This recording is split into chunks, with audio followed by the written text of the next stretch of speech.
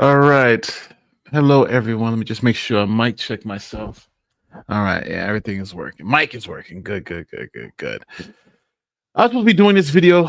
Now, I dropped the video this morning about Tatum, the lead attorney, and all these people about the McNeil case. And I thought, and I cut that video, I think, a couple of days ago, but I was like, I'll put it out on Sunday.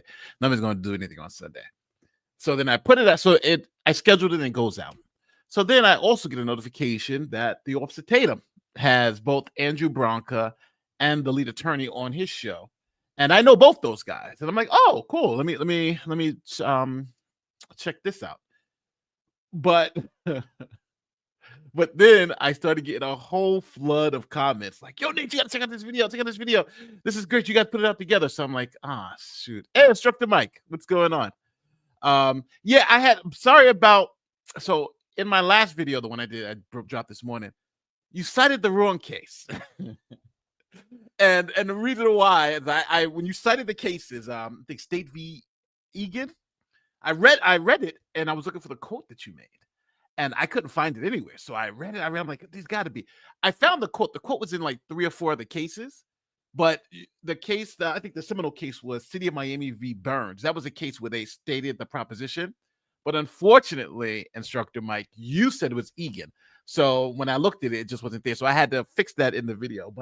But you do fantastic work. All your other stuff is fantastic. I've watched a lot of your stuff, so it's really really good. That was just a minor mistake, obviously, but I'm going to go on and check out this video, them discussing it. It's between the lead attorney, Andrew Branca, and Andrew Taylor. So they're all on the same place, all discussing it. I didn't even know this is 2 hours. I'm like, oh, shit, it's 2 hours. So I'm going to be sitting here for a while with you guys. We're going to go through it, and you get to give me your, and, to let me know how you feel about my take, their takes. And I just want to be very clear. I disagree with all 3 of them on different particular points within this video. So we'll go through it. So let's check it out. But thanks again for stopping by, Instructor Mike. And hey, if you ever want to come on or whatever, just let me know. I'll ship you a link as long as you don't go too crazy on me. Salutations. Hey, what's going on? All right. So I don't expect too many people to even watch this video, look at this thing, because again, we're just going to be watching this, and it just happens. We're going to happen to watch it because this dropped after my video dropped, and I want to see if anybody's changed. So watched it already, but they're having a very respectful, fair discussion. Yeah, I expect them to. I disagreed with Branca on Ahmaud Arbery, and I've disagreed with Lee. Everybody's always has respectful discussions. I just want to see, obviously, if their opinions have changed about some of the stuff that's been going on. Then I don't want to have a video out that dogs them for opinions that have changed, or for anything like that. So I want to put this together. Oh, Instructor Mike. Well, I don't know how it sends you the link. Shoot. You can get me on X, Nate the Lawyer, and just send me a DM there. You can send this whatever you can contact me, just so I can send you the link. So I'm not sure how, because YouTube doesn't have like a chat feature. So if you can, I got an email. I'll be watching my emails, my and X. So if we can get it together, I'll send you the link right now. All right, cool. Yeah. If anyway, I could just figure out a way I can just send you the link, and I'll ship it to you right now. All right. So again, no shit. Let's just watch it and get into it. I'm holding you guys up. So here we go. In their fields of work. Both are attorneys, and I wanted to kind of bring up some of these issues and have some attorneys speak from their perspective, because a lot of people go, Brandon, you're just a police officer, you don't know what you're talking about. And then some have referenced one of the attorneys that I brought on as a person who opposed what I had to say. So I want to have a conversation. It's not a debate. We may have disagreements, but this is not a debate. I just want to talk and be open-minded to different perspectives. Obviously, believing my perspective is right, but we shall see and let you guys be the judge. So joining me today on this conversation is Andrew Branca. He's a defense attorney, one of the well-known defense attorneys online and abroad. One of the people, and I'm gonna be honest, like, he's one of my favorite ones. When I have a question about a certain topic, I go and look at his videos, whether I agree with him or not. I do respect and think that he's very intelligent. I will say Branca is really good, but I've had issues with Branca in the past before, because in the Ahmaud Arbery case, which is crazy, Branca was going around saying to arrest people you need reasonable suspicion. So I'm telling him, no, you're wrong. This is, you're crazy. Why are you saying that? So he's like, no, it's the statute says reasonable suspicion. So I literally had to sit down and show him in court where the defense attorney, the prosecutor, judge, everybody in the courtroom said, if you're going to arrest somebody, it's on, you need probable cause, not reasonable suspicion. And he had to concede that point. So it was just one of those wild things because I'm not saying that as a knock in terms of legal intelligence, because there are so many different concepts of law. We're all going to get things wrong. I get things wrong. It's going to happen. Matter of fact, there was one video I was saying that stops aren't seizures under the Fourth Amendment, which they are, but they're a special type of seizure. But I was trying to say they're not seizures in terms of needing probable cause. So, but I was mistaken. So we all make mistakes, and for those who make mistakes, who are not looking for somebody to make a mistake, you're being unreasonable. Nobody's going to be perfect. So I'm not knocking him for that, but I'm saying, but that did happen. And matter of fact, I even have the clip here somewhere. But anyway, let's continue to move forward. The lead attorney is a new lead attorney. Lead attorney is totally good too. Totally good too. I want to agree with you, and I do agree with you on one of the main points about this whole case, in the sense that I believe that this young driver should have complied. You were very strong on that, very forceful, and I 100% agree. And I don't think I've seen many people say that he shouldn't have complied. So I absolutely agree with you there. I do think, and we can make this interactive. If you guys have any interesting stuff, like, I'm looking at the chat while I'm also watching this. So if you guys want to chime in or whatever, let's just let me know. I think that, the stop was probably okay. If nothing else, for the seatbelt, we can talk about the vehicle having tinted windows and how maybe he couldn't see the seatbelt. It also looked like when the officer broke through the window, the young man had his seatbelt on, but that doesn't mean that he didn't rush and put his seatbelt on while the stop was occurring. So I think that the stop is probably fine. I do disagree pretty strongly about the use of force. Now, I will say that I thought that when the officer broke the window and struck the dude in the face, I thought it was a punch. And I watched your video and I slowed it down. And based on what you said, I agree with you that it was let's say, an open hand palm strike to the face. I didn't know that until I watched your video. So you educated me on that. I do think that open hand, that heel palm strike, I thought it was excessive. And then when they drug the driver out and the officer hit the guy in the jaw with the closed fist, I thought that was excessive. And then I thought the leg strikes also were excessive. So maybe we disagree there, but we do have some agreements in this whole situation.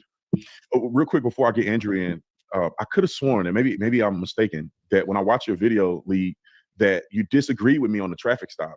And I thought your point was, and correct me if I'm wrong, I thought your point was that the traffic stop was illegitimate, meaning that you argued against because it wasn't raining at the time of the traffic stop, that the traffic stop couldn't have been conducted. That's true. That's true. And listen, guys, if you're watching this with me, I'm going to let you know now, I got PowerPoints ready. I got video clips ready. Like, I go all in.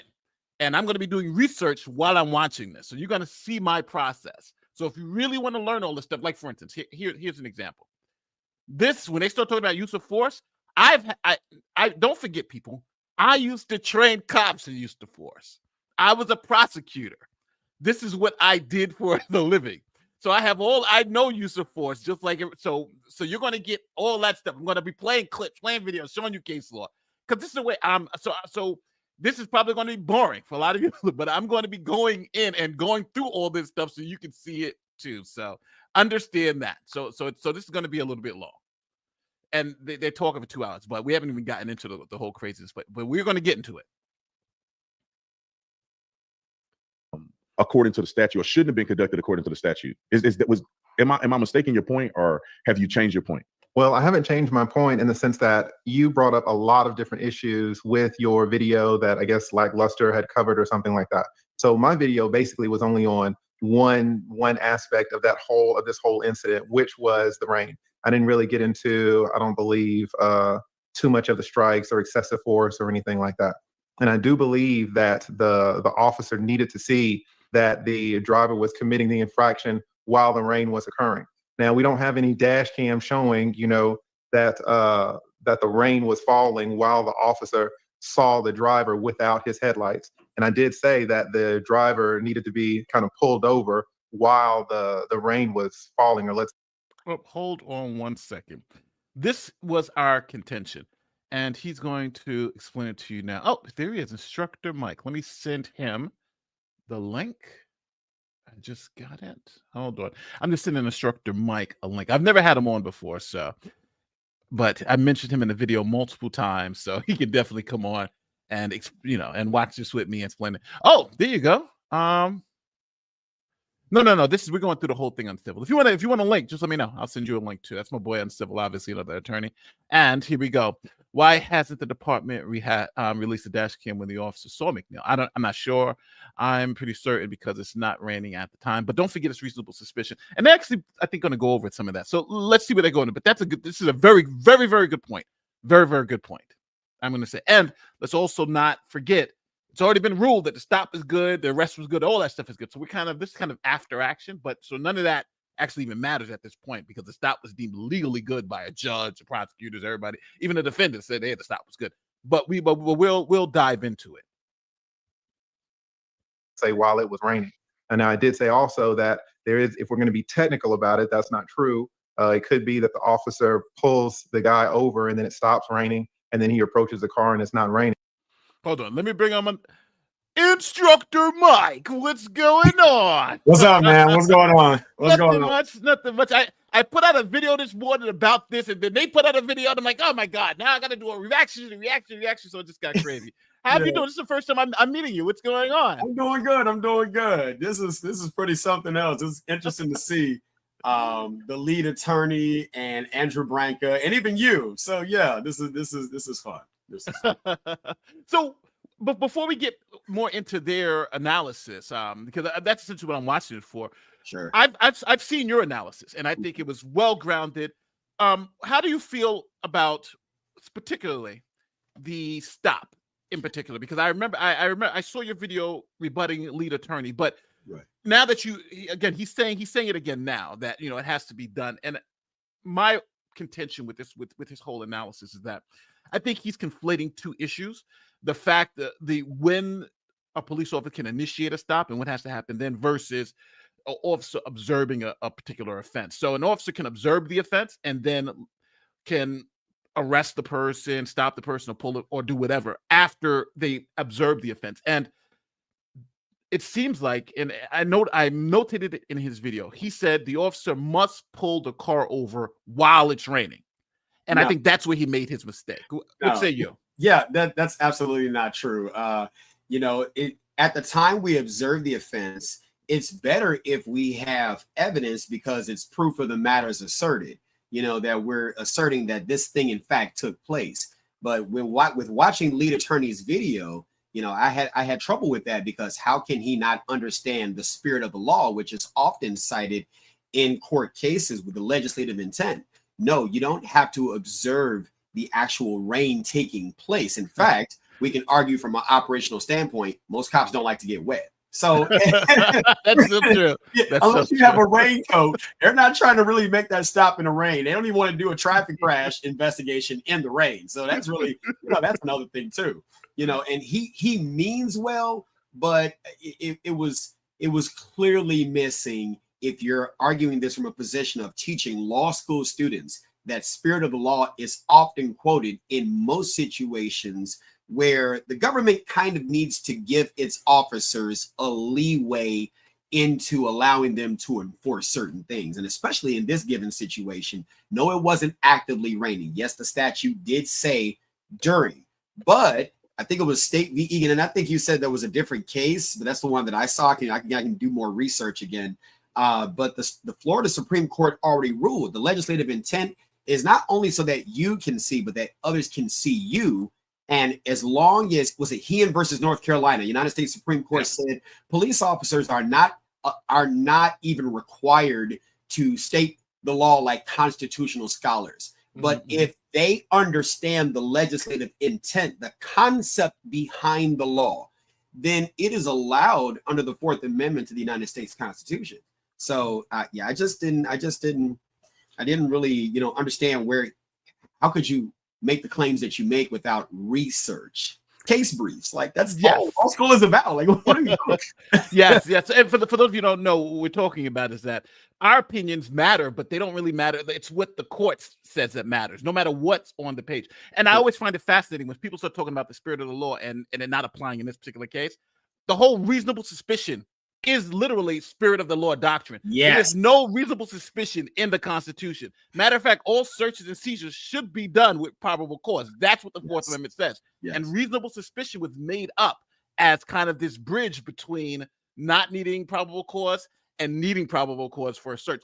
And so that's why, if you notice, they'll say a seizure is a stop is a seizure under the Fourth Amendment. That's That's correct. in Terry. Yep. But then you'll say, but then when you look for all right, so if then it needs probable cause. No. And the court was actually even called out. Justice Douglas in Terry called them out and saying, essentially, you're amending the Constitution for it to say something you're not. Even though this is necessary, it needs to be done in a correct way, which is an amendment, not looking at the spirit of the amendment. In other words, That's correct. Yeah, and that's correct. And if people don't understand that case law only stands unless there's a law made that addresses the very issue that the case law was meant to address. Once that legislative action, an act of Congress or your state legislature, once they address that situation, then it becomes moot. It becomes nothing now because they've already addressed the issue. And Congress never addressed a law that trumps Terry. You know? Yes, they've never have. But again, they say it's in there, so we kind of it's the Marbury v. Madison. We probably have to accept it for what it is. Yes. Let's continue. And if we want to be more technical, we could say that the officer could see him a mile away in the rain, and it's both raining, and then the officer pulls him over into a spot where it's not raining. And we can even be even more technical and say that the officer was driving in a place that wasn't raining, saw the driver in a place where it was raining, and let's say initiated or decided to initiate the stop there, even though it wasn't raining where the officer was driving, but it was raining where the driver was driving. So we can get very technical, but it's a YouTube video, so I don't want to go down all of those paths. And again, I didn't address a lot of the issues that I'm bringing up now in terms of the use of force and things like that. So I limited my video, which I think was over 20 minutes, to just one issue. Let me just introduce my friend. Hey, this is my close friend on civil law. How you doing? I'm calling you my friend. This is like my freaking brother in here in Texas. What's going on, bro? I'm doing good, thank you. How are you doing today? I'm doing well. We're going over this now complicated. How many lawyers does it take to give an opinion on the McNeil case, right? Yeah. I should also point out to the extent that even if probable cause was required, the officers would have probable cause, because probable cause is just knowledge that a crime has occurred or is about to occur, basically. Yeah. And based on sufficiently reliable indicia. And if the officers saw the car without the headlights on while it was raining, and the law forbids not having the headlights on while it's raining, then they, from their own observations, have directly observed him committing a crime. Now, they may technically call it a traffic infraction, but so what? So, it's like if you need probable cause, I think you're already there too. So I think the whole debate's kind of stupid. Yeah, I don't know. I agree. I think when it turns to probable cause, but this debate is not going to turn on just on the standards of probable cause. They're actually going to go into some substantive stuff other than just the probable cause. That's why I wanted to watch it, because they kind of touch on everything. So I think we can all agree the probable cause, reasonable suspicion. That's not really even an argument. But let's hear how at least Lead is now trying to defend his position about the stop. So now let's see how they respond, because he's just kind of laid it out. Perfect. Andrew, what's your take on it from, start to finish, legitimacy all the way through to what you think the discipline may be when it comes to the officers that decided to use force? So, I mean, a few thoughts. One is we can actually take Lead's kind of hierarchy of scenarios and even go another step further, right? If you guys, I don't know if you've lived in Florida, I have, the rain can be extremely localized. Like there can be like a wall of rain. It could be raining across the street hard and not a drop of water where you are.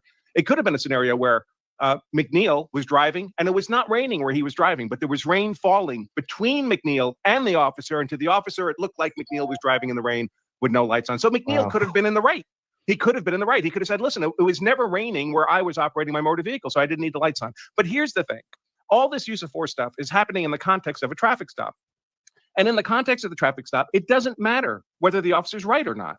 That's not what's decided at the side of the road. Whether the officer is ultimately right is decided later. It's decided in traffic court.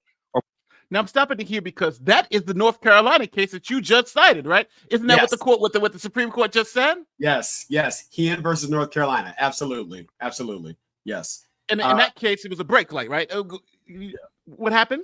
No, in that case, it was a brake light. It's just they're not supposed. They're given. You're talking Terry versus Ohio. You're talking the statute. You're talking State v. Egan. I just looked at that case again. Liberal constriction in the interest of public safety, and that's what this was. This is a traffic stop. Let's decide this in court.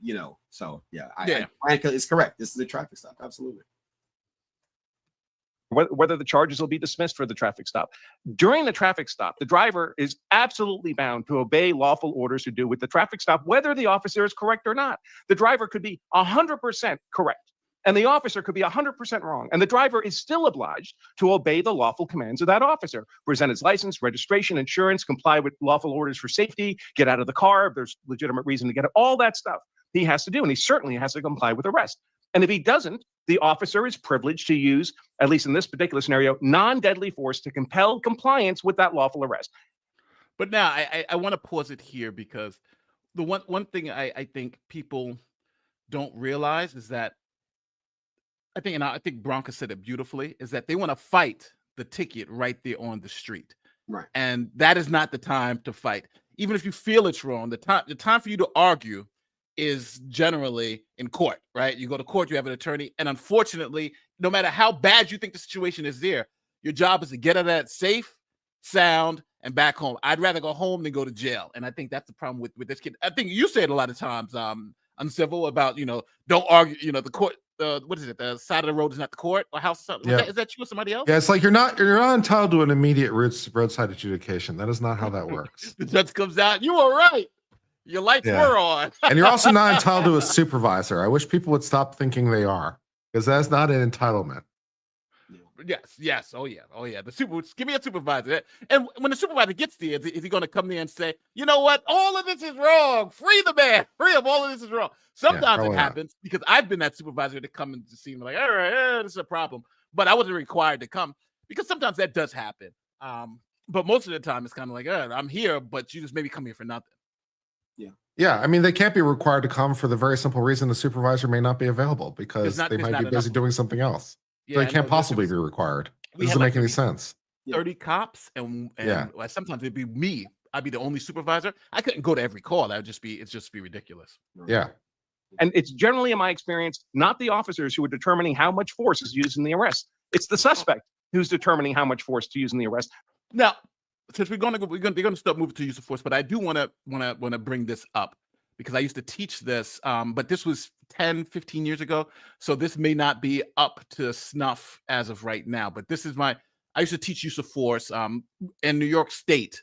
I was one of the training officers at our academy. I was part-time, and we used to have these slides. So I'll bring up some of these slides now. Obviously, some of this stuff has changed because I've looked at the newer stuff, but I do want to just show this one to explain to people generally how officers are trained in use of force. And a couple of things, if you can see, it's like a hierarchy. The different levels of use of force are, for instance, first you start with officer presence, just being there. And you may see the news media, they'll say, hey, police showed a show of force with, I had 100 officers go to the thing, right? Just the officers being there is a show of force, is a use of force. It's on the force continuum. So that's the lowest level of force, officer's presence. The next thing you have, as it says here, is dialogue, persuasion. I'm trying to talk to you. I'm trying to say, do this, do this, do this. Now that's, those are like 98% of the interactions, dialogue, officer presence. I'm talking to you now versus my presence just being there. Now here's where we get interesting. You have empty soft hands. Now, this happened to me in court. I arrested a guy, right? Guy was totally compliant, very nice guy. Oh, yes, please. Thank you, sir. Locked him up. Then we go to the preliminary hearing. Officer Brody, you're on the stand, blah, blah, blah. Yes, I swear to tell the truth. So, I tell him what happened. The defense attorney comes up and says, did you use force to arrest my client? So I'm like, no, of course not. He was very respectful. I grabbed him, put the handcuffs on him, blah, blah, blah. Right. So I go through my whole thing. So he's like, So you used absolutely no force, no physical force. I'm like, no, I didn't. I didn't use any physical force. Then he pulls out the handbook. Well, you put the cuffs on him? Yes. Here it says putting handcuffs are soft, blah, blah, blah. That's physical force. Did you grab his arm? Yes. Here in your handbook, it says grabbing the person is use of physical force. Made me look like a liar. It's true. I did grab him. I did all that was physical, but those were soft tactics. So that's how it works in the real world. If you get a good attorney, they'll know we don't think of it as physical force, but it is physical force. Now, in this where it says empty hand, so empty soft hand, those are something like me grabbing your wrist, me grabbing your arm or something like that, me leading you away, me actually putting the handcuffs on. You see, we're simply up to the third level, just putting those handcuffs on. Now, going up the next level is obviously hard hand. That's when those are your pain compliance. I'm twisting your wrist, I'm twisting your arm. I may be even using slaps and punches. That's the level you're at. And also things like your OC spray, your spray. That's where these empty, hard tactics come in. And right above that, which this doesn't have, is also your taser. Your taser is kind of considered between impact and hard hand. It's that next level up. And a lot of times you'll see videos online where people aren't doing anything. And they'll tell the officer, no, I'm not going. And the officer will pull out and tase the person. And we'll find that to be okay because the person is non-compliant, but then they'll say the taser is good enough. And then obviously you have impact weapons, which are your baton and lethal force. Now, the reason I know that was a long, crazy explanation. I'm sorry to have you guys sit through that because I know you guys. It's still the same. It's still the same. But one point that I want to know is that when you train officers are trained you always want to be at least one level above your suspect. So, for instance, if we're pushing and shoving, I'm supposed to be at the next level up. I'm supposed to be, now I'm using OC spray. I'm using physical strikes and then if you're now using physical strikes and stuff like that, I can still pull out my baton. And if you have a baton, then I can or if you grab my taser, then I can pull out my weapon, because those can incapacitate me and have you take my weapons. So officers are generally trained to be at least one level above the suspect, and you don't fight fair. They were also trained, it's got to be more than one officer. You want to go into any action with the numbers on your side. 2 officers for every 1 perp. The more, the better. It's I hate to say it. It's like you're a gang, and you have to make sure you have overwhelming numbers. Is anything I'm saying do you guys disagree with? No. I'm sorry. I'm giving like this long colloquy. No, not at all. Nope. Support. No, I mean, the only thing is, of course, police are entitled to use force. That's kind of the whole point. Yes. Are they a gang? I guess, but they're a legal one that we've created specifically for that purpose. So, yeah, all right, fair enough. This is one thing that I don't see people citing enough, and I think you heard me cite it too. The Plumhoff v. Ricard case, 572 U.S. 765. People think that even though there's a hierarchy, so to speak, people think that we're supposed to climb that, and that's where you have the Graham versus Connor. It depends on the totality of these circumstances and, objective reasonableness. And the law doesn't require that just because we can all argue there might have been a better way to do it given the circumstances. Mm-hmm. But I've even tried in certain cases where I could say, well, look, I'm not going to give you a ticket if I check out your license. We would have still ended up back at this point with the suspended license, because soon as you tell a person they're under arrest, you don't know which way it's going to go. They're going to appear compliant, and the next thing you know, game is on. So Plumhoff doesn't require that we use the least intrusive means. The court held that the Constitution doesn't require that we use the least intrusive means. Policy may dictate it, but as long as whatever means we did use was objectively reasonable under the totality of the circumstances, and that's Plumhoff. Yes, Graham v. Connor. I like the Graham v. Connor reference to totality of the circumstances. That's it. Hold on, let's go back to this. But I want people to understand that rationale, where sometimes somebody will say, hey, the person was compliant. Why did they grab him and twist his arm? That's because the general policy and the law allows us to be that one level up to gain compliance, even if someone is not not active or passive resistance. We can still use some of those tactics. Now, sometimes it gets extreme, and borderline cases, it's like in baseball, whenever you see the tie goes to the runner. And generally in law enforcement, if it's a borderline, they're going to side with the officer because they feel that there's a judgment call in the moment that they want to give the officer some credence to. So, yeah. And I know a lot of people don't like that fact, but unfortunately, that's the way the world works. The officers, once they've made the decision to make your lawful arrest, are not going to not make the arrest because you're being non-compliant. That's not how the world works. They will continue to use force until they compel you to comply with that arrest. So it doesn't matter if McNeil was right for purposes of the use of force in a traffic stop. He has to comply with those lawful orders. Things like, I mean, we can disagree on a personal level, whether the hand strike, whether the punch when he was out of the car. Personally, I think those are well within the reasonable bounds for an officer to use in those circumstances, but reasonable people can disagree on that. I mean, the open palm strike in the car, that's just a stun technique. He still was not complying. He still was not getting out of the car. And once they had him out of the car, you'll notice when the punch is delivered, they'd actually had him upright. They pull him over because they're trying to get him to the ground to cuff him. And he raises himself back up. So he's still not complying with lawful arrest. That's when he gets the fist to the face. They get him to the I see you shaking your head. So before they're gonna be calling us bootlickers now because you're shaking your head. They were like, Nathan Lloyd's a bootlicker and so it's uncivil law. So Instructor Mike, why do you agree with what he just said? Well, because I slowed down the video. I'm a force science analyst. So as a force science analyst, that's one of the things that we're trained to do. Aside from the fact that I've been teaching use of force for quite some time, is, people talk about these quick second things that happen. And they thought it was a punch. I slowed it down and I'm clearly seeing after they told him to get out the car, you don't see his hands. Yeah. You don't see the hands. So no one searched the vehicle. They didn't check the car. They don't know what's inside of the car. After they broke the glass, so no one got hurt, get out the car, hit him that time. Then he threw his hands up, brought it back down again, sat back, extracted him out the car. You see the officer grabbing his head, trying to pull him down. You can tell by looking at his hands, his muscles are locking up. At which point in time, the punch came right to the side. One part of it connected and missed a little bit, and then he went down. That's textbook. You cannot make that up. He made that choice. Now, he made that choice. I want to ask both of you, in that situation where he's non-compliant, he's saying, I'm not going, or whatever he's saying, right? They pull him out the car and he's still not compliant. If officers would have tased him at that point in time, rendering him unconscious or whatever, would that have gone on? Do you believe that would have gone on better with the public because they would have accepted that rather than a punch? Because technically, the taser is safer than is looked at as lower on the use of force continuum than a punch. But I think more people would accept the taser because they've seen it before. How do you guys think? Do you think the taser would have gone down better than a punch, or do you think the punch or taser would have been viewed the same? I'm not particularly convinced that either was warranted under the circumstances for that first strike. I mean, he was sitting passively, but that's kind of exactly the problem. There didn't seem to be any cause to hit him across the face, and the degree to which the punch landed or didn't isn't necessarily expressive of what the officer was trying to do. So I think that, whether it glanced off him or not, it seemed like he was intending to hit him squarely along and perhaps missed.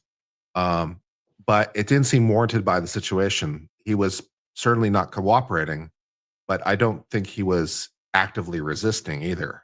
So it seemed a little unwarranted by the situation.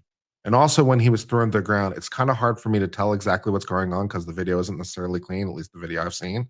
But, with the multiple strikes on him, it wasn't necessarily clear that those were warranted based on what I could observe. I'm going to respectfully disagree, and I understand. But the thing is, you think about it. We're talking about hard hand tactics, given that active resistance, and I have experienced this, active resistance can easily turn to an active assault within milliseconds. And so are we going to allow this multiple passive? It started off as passive resistance, then it became active resistance. What's the next step? Active aggression. That can flip within milliseconds. At some point in time, the single officer, and if we watch the full body camera video, the single officer spoke to him multiple times. And I noticed this. I'm not 100% pro police. I've been falsely arrested 3 times. How many instructors have been in the circumstance that they themselves put people in? You see what I'm saying? So I'm independent on this. But in this circumstance, I did not hear the officer's tone change as much. He gave him multiple times to step outside of the car. Another officer came on the scene, gave him multiple times, did not elevate his tone. He did not try to antagonize him like some like a percentage of police officers do. And then even the command to enter the vehicle, you know, break it, go on ahead and do it, was said at a pretty understandable tone. It wasn't too aggressive. So how many chances do we allow this to go on and take place the way it did? Then when we get to the use of force, those punches, Black folks had a problem with people being shot. I got it. So no guns were involved. The taser was a problem. Got it. No taser was involved. Pepper spray. We can get Nate. You got sprayed with pepper spray. I know I have too. It's not fun. You had to do. If you get certified, yeah. Yes, it's horrible. So that didn't happen. What open hand didn't happen? I mean, worked for a little bit. So what do we do? What's the best option? They talk to him. What's the best option? If we're talking about objective reasonableness, where do we go?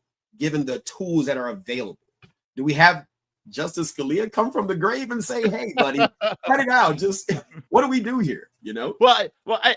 I'm going to split the baby here because I agree with so like the first slap, because it wasn't a punch, it was a slap. I thought that was unnecessary, but I think administratively you can deal with that, but I don't think it was unlawful, if that makes sense. I think an officer could reasonably do that and be safe, but maybe policy wise they'll say we would rather de-escalation, something like that. The punch standing up I had a little bit of an issue with, but the punches when he was on the floor and they were punching his legs to gain compliance, that I don't have a problem with, because they're not punching him in the face. They're hitting his legs, trying to get him to comply and get his hands behind his back. So that I thought was I felt it might have been borderline. But none of those instances that I'm talking about, I thought rose to the level of criminal, or where it's officer discretion. In other words, what I'm saying in a very convoluted way is, I'm on the streets, I'm probably not doing that. But if another officer is doing that, I can't judge the way they're going to respond in that situation, because I think the law allows them to do that, even though it's not me personally, I wouldn't have done that. Does that make sense? Yeah, I can't. At the risk of, just trying to clarify my objection, I have no problem with the officers ordering them out of the car, and I have no problem them using force to accomplish that order. I see the order as lawful, for every possible reason. And so I think the officers are justified in using force. My question or quibble was, I suppose, more specific. Not that they tried to force him out of the car or try to yank him out of the car, but the punch across the face didn't seem particularly justified by the circumstances, even though literally, yanking him out of the car would have been justified. So perhaps I'm slicing it too thin, but that was my point. Yeah, it's seeing how the omelet's made. I was like, I don't really like the eggs being broken, but I understand it has to be broken, right? As far as I'm concerned, the officers need to give him one warning, because it's a lawful order. It's like, I gave you a lawful order. All right, now I'm going to give you a warning. If you don't obey the order, bad things are going to happen to you. And after that, game on, bro, because you gave him everything you needed. You gave him a chance, you gave him a fair opportunity. And I was like, okay, now I'm going to affect the order. Watch what happens. So that part I had no problem with. Round. And, if I have to believe the officers or the suspect who's been unlawfully non-compliant for the whole duration of this interaction, the officers, all of them, black and white, are saying even on the ground, he was not complying with the arrest. That's why he was getting the fist strikes to the legs and the lower body. Again, these are not likely to inflict death or serious bodily injury. These are just pain compliance techniques that ought to be expected if you're not complying with lawful orders from police. Now, let me add this one component here, because I want to go through a couple of things that people disagree with me on. And because, I feel like we're going to get to the traffic stop part. We got to go back to this traffic stop part, because one of the reasons I brought you on, Lee, is because you disagree with me vehemently, in my opinion, on that point. And Hodge Twins made a video about it, agreeing with you that I was wrong, which would make the premise of everything that happened preceding, the traffic stop wrong. But so let's get to the technicality of the law, because— And if I could, let me just jump in here. I think my video focused solely on the rain issue, let's say, but the stop could have been good with the seatbelt issue. So let's just assume, for example, that everybody's wrong on the rain and the officer should not have pulled him over because of the rain. They still had an independent reason to pull him over, which was the traffic stop. And then if you listen closely, the officer had an additional third reason. Now, I'm not sure if that third reason was the suspended license. I'm not sure if somehow they ran his tag while he was driving, or I'm not sure what happened, but the officer had three reasons. Now you can call them pretexts, but pretexts are allowed. So just because one pretext fails doesn't mean the stop is bad. If one— just for the audience, the pretext is the case Wren v. the United States, where cops admitted they didn't have enough to stop the car, they didn't have enough to arrest the people, but they said we were following him, praying that he made any mistake, and the guy forgot to think he forgot to put his tail light, not tail light, he forgot to put the turn signal on. Right. So as soon as he made the turn without the turn signal, pulling him over. Then the police go and they look in the car, and obviously because they didn't believe police were going to pull him over, they saw that they were able to see drugs in plain view. And then they were like, well, the stop was pretextual. They weren't stopping us they wanted to conduct an illegal search. So that's the reason why they stopped us. But the Supreme Court said essentially you need reasonable suspicion, and if there was a traffic violation, they absolutely rightfully, even if it's pretextual, because they legally can stop you. So what Lead is saying, even though it's I know a lot of people in the chat be like, it's a pretext. The Supreme Court says if they stop it, if you legitimately did a traffic infraction, even pretextually, they can stop you. And people are not understanding that if you have a problem with the United States Supreme Court's case law, then you need to talk to your legislature so that way they can address a law that then trumps that, because there is nothing that currently addresses the issue that the Supreme Court has a holding on. A lot of times they just let these things just stand. There was one time where somebody cited John Bad Elk versus United States when you're talking about resisting force that you feel to be unlawful. Well, yeah, that's Supreme Court case law in the 1900s, but every state has a law against resisting against force that you think is unlawful. So now it makes Bad Elk moot. It's a moot. It has no effect in law now. They don't even address it. That's a great point. You want to say something? Oh, I'm civil. I thought you said something. You're drinking. One of the other two pretexts are fine. And by the way, it's worth keeping in mind that the officer does not have to state every reason he stopped you.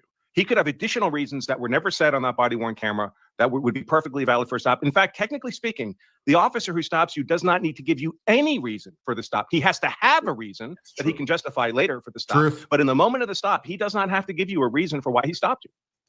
Yeah, He can stop you, he can run your plate, and as long as he had a legitimate reason, and then he can let you go and never have given you a reason for the stop. It's actually slightly worse than that, Andrew. About these things, because I think it's actually slightly worse than that, because he only needs to be aware of facts that could give him a reason, or a reasonable officer reason. So he himself doesn't actually need to be aware of the reason, as long as he was aware of the information that would lead a reasonable officer to form the reason to pull you over. So as long as he knows of the facts and can articulate those facts, that's good enough. It's actually even worse than Andrew said. Let me pull down one of these couple of these super chats before they back up on me.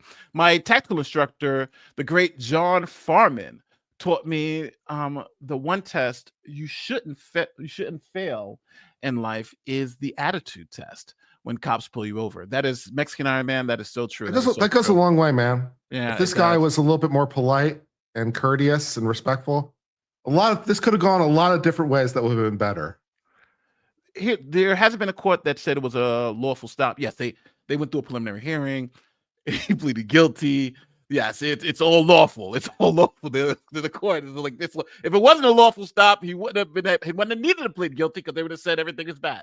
So yeah, it was a lawful stop. Also, prosecutor's office can be biased. Of course they can. Release the dash cam. Hopefully they will. But again, Florida has an interesting law for officers. So hopefully that'll come sooner than later. Was the car wet from the rain? Yes, it was wet from the rain. So the ground being wet is reasonable suspicion for a stop. Well, the reasonable suspicion is, think about it like what Andrew said, Andrew Branca. Remember he said, you could have had a situation in Florida where I'm standing in place A, the suspect is place B, and rain is between us, and I'm looking through and I'm believing it's raining on. That would be reasonable suspicion, even though it's not true. So I think people wanted to say it has to, like, they wanted to be absolutely true beyond all deniable proof that on the street this happened. That's not how the law. That's just not how it works. They wanted him to be out there with a raincoat on and an umbrella. Yeah. Like there's absolute no doubt proof. That's just not how it works. That's why they call it reasonable suspicion. Reasonable. Why not? Let me see. It says they should have a dash. Hopefully they should. And a lot of times you can see an infraction. For instance, this used to happen a lot where if the car's coming to you, and let's say in this particular, the only way you're going to see the headlights are if the car is coming to you, right? Even if you're behind the car, it's going to be hard to see. So the car's coming to you. That allows you to see kind of two things. Number one, you're looking through the windshield, so you could see the seatbelt theoretically. Even if the car's at tinted windows on the side, you could see it possibly, even though it's going to be a little difficult. And you could also see the headlights. So now the car drives past you, and you have to turn around and now get behind that vehicle to pull them over. So in that situation, it is more than possible for you to be in a spot where it's raining, and by the time you do all that, the car is in a position where it's not raining at that spot. But then, obviously, what's reasonable, floor is wet, car's wet, everything around you is wet. It was raining. And people don't understand that in every state, the biggest body of probable cause is more likely than not your state's vehicle code. Why? Yes. Because transportation is the intermediary. Whether you're going to or coming from the commission of a crime, you got to get there. You got to get there, be it on foot, bike, plane, train, BMW, boots made for walking.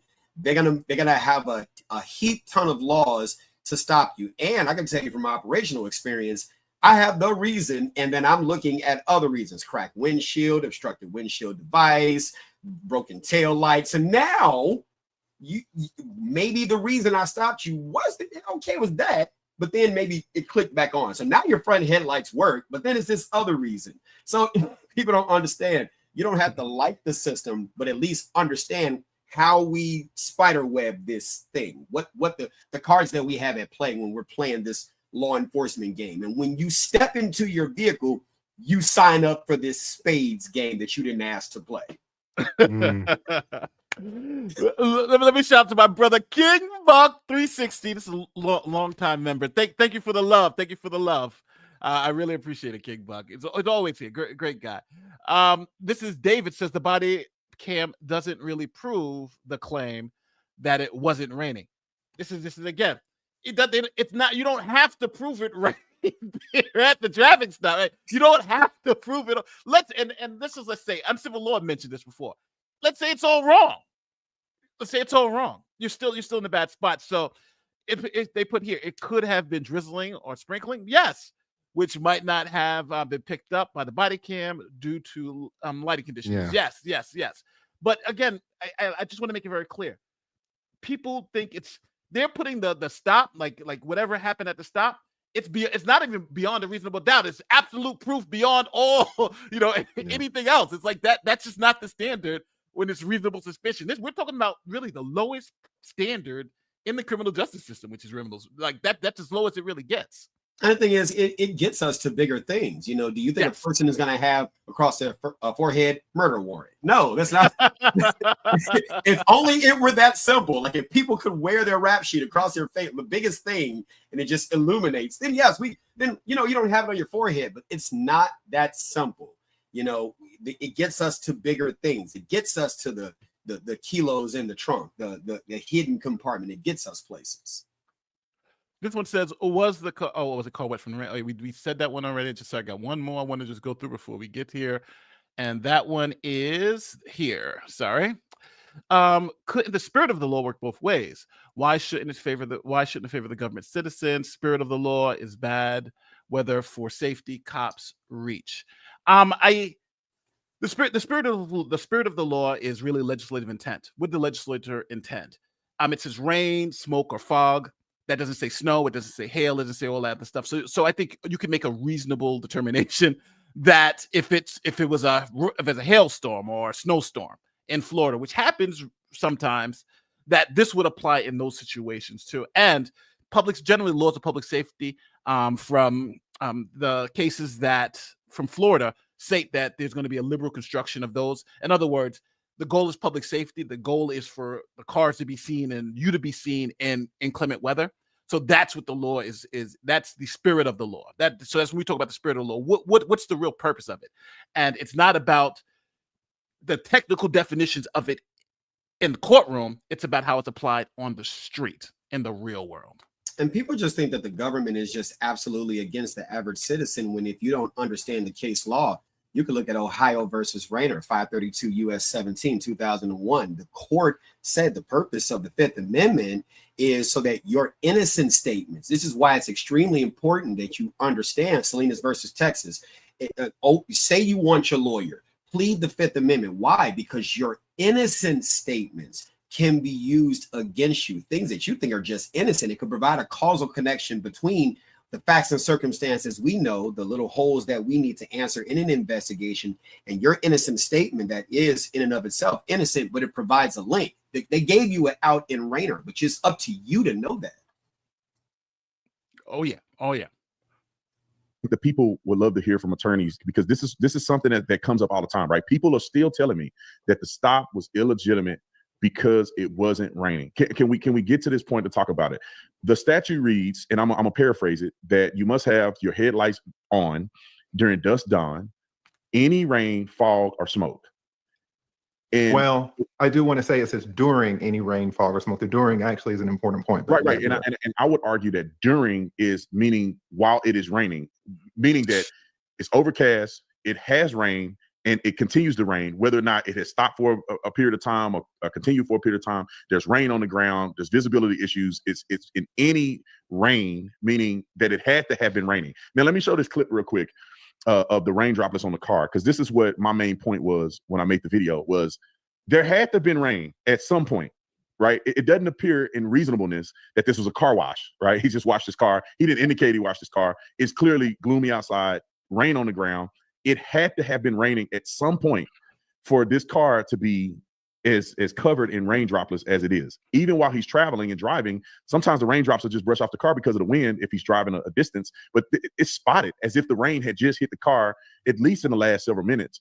So with that being said, do you guys believe that that is covered in the statute, which means that does it have to be raining at the time of the stop, or is it raining conditions, meaning that it's off and on raining, when the stop was conducted? Can I start there, lead? Absolutely.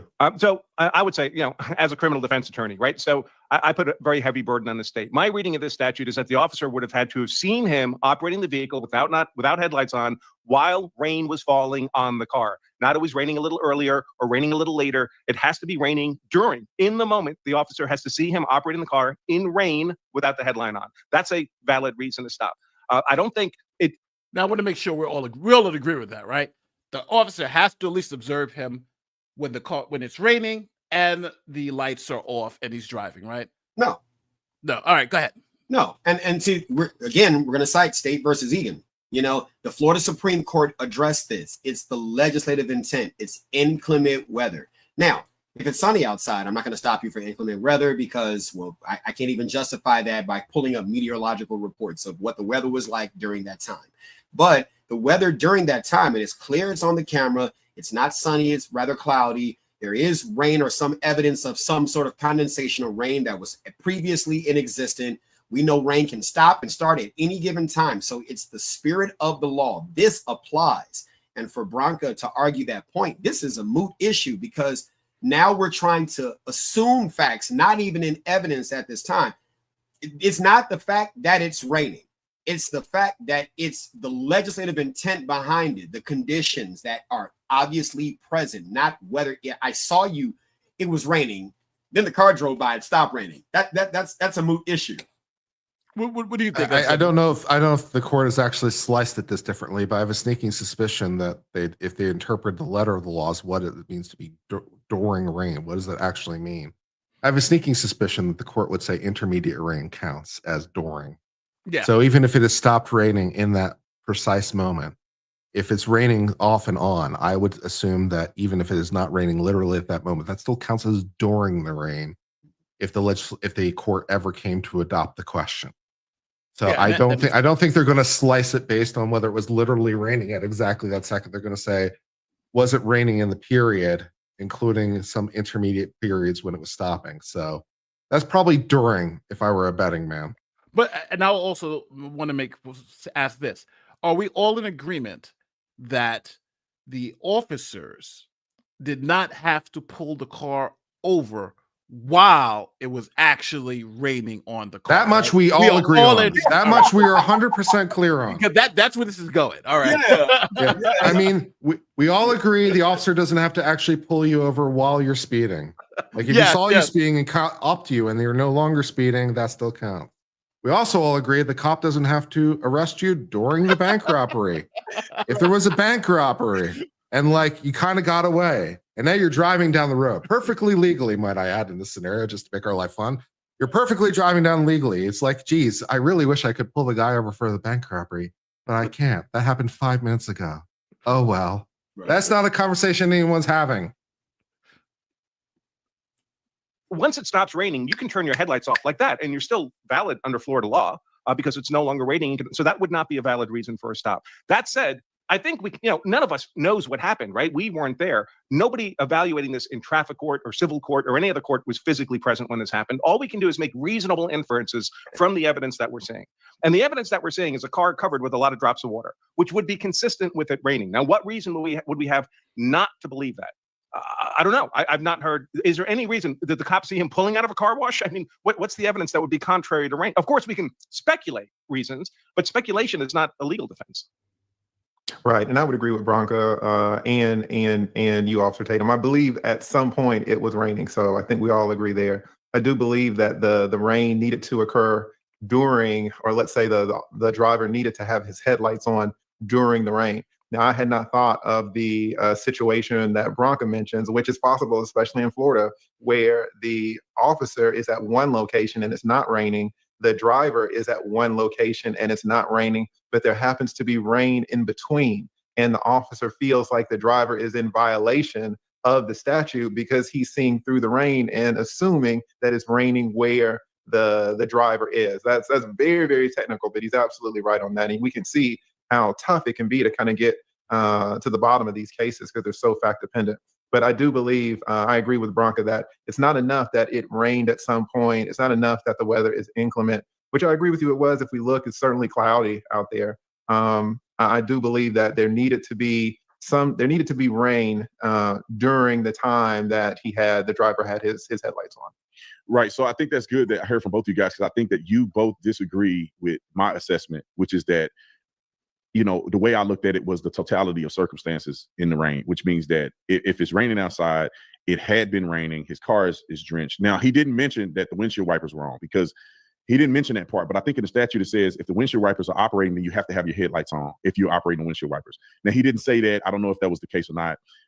But so I could concede that maybe my interpretation of it is different than what the lawyers will say, right? Because as a police officer, I would interpret it as saying, okay, I clearly have been driving in rain. He clearly driving in rain. It may have stopped raining at this point, but that doesn't preclude him from continuing in a raining condition, meaning that when he drives down the street, it's going to rain again, and he's not having his lights on at all. So, and by the way, that's exactly what we could just concluded, right? Just because the during could mean in a minute rain, that type of thing. So I think it's interesting. I think Officer Tatum's response is more legally aligned than the two lawyers, which is kind of funny. Because he's saying, yes, it's all about the totality of the circumstances in which you can explain and the reasonableness of it. And these two have come to this hard conclusion. If you don't actually see rain fall at this particular time, where they're essentially eliminating that factor of reasonableness and saying that there has to be this absolute, essentially almost this absolute proof that I see rain, I see without, even no matter what the circumstances are. What do you guys think?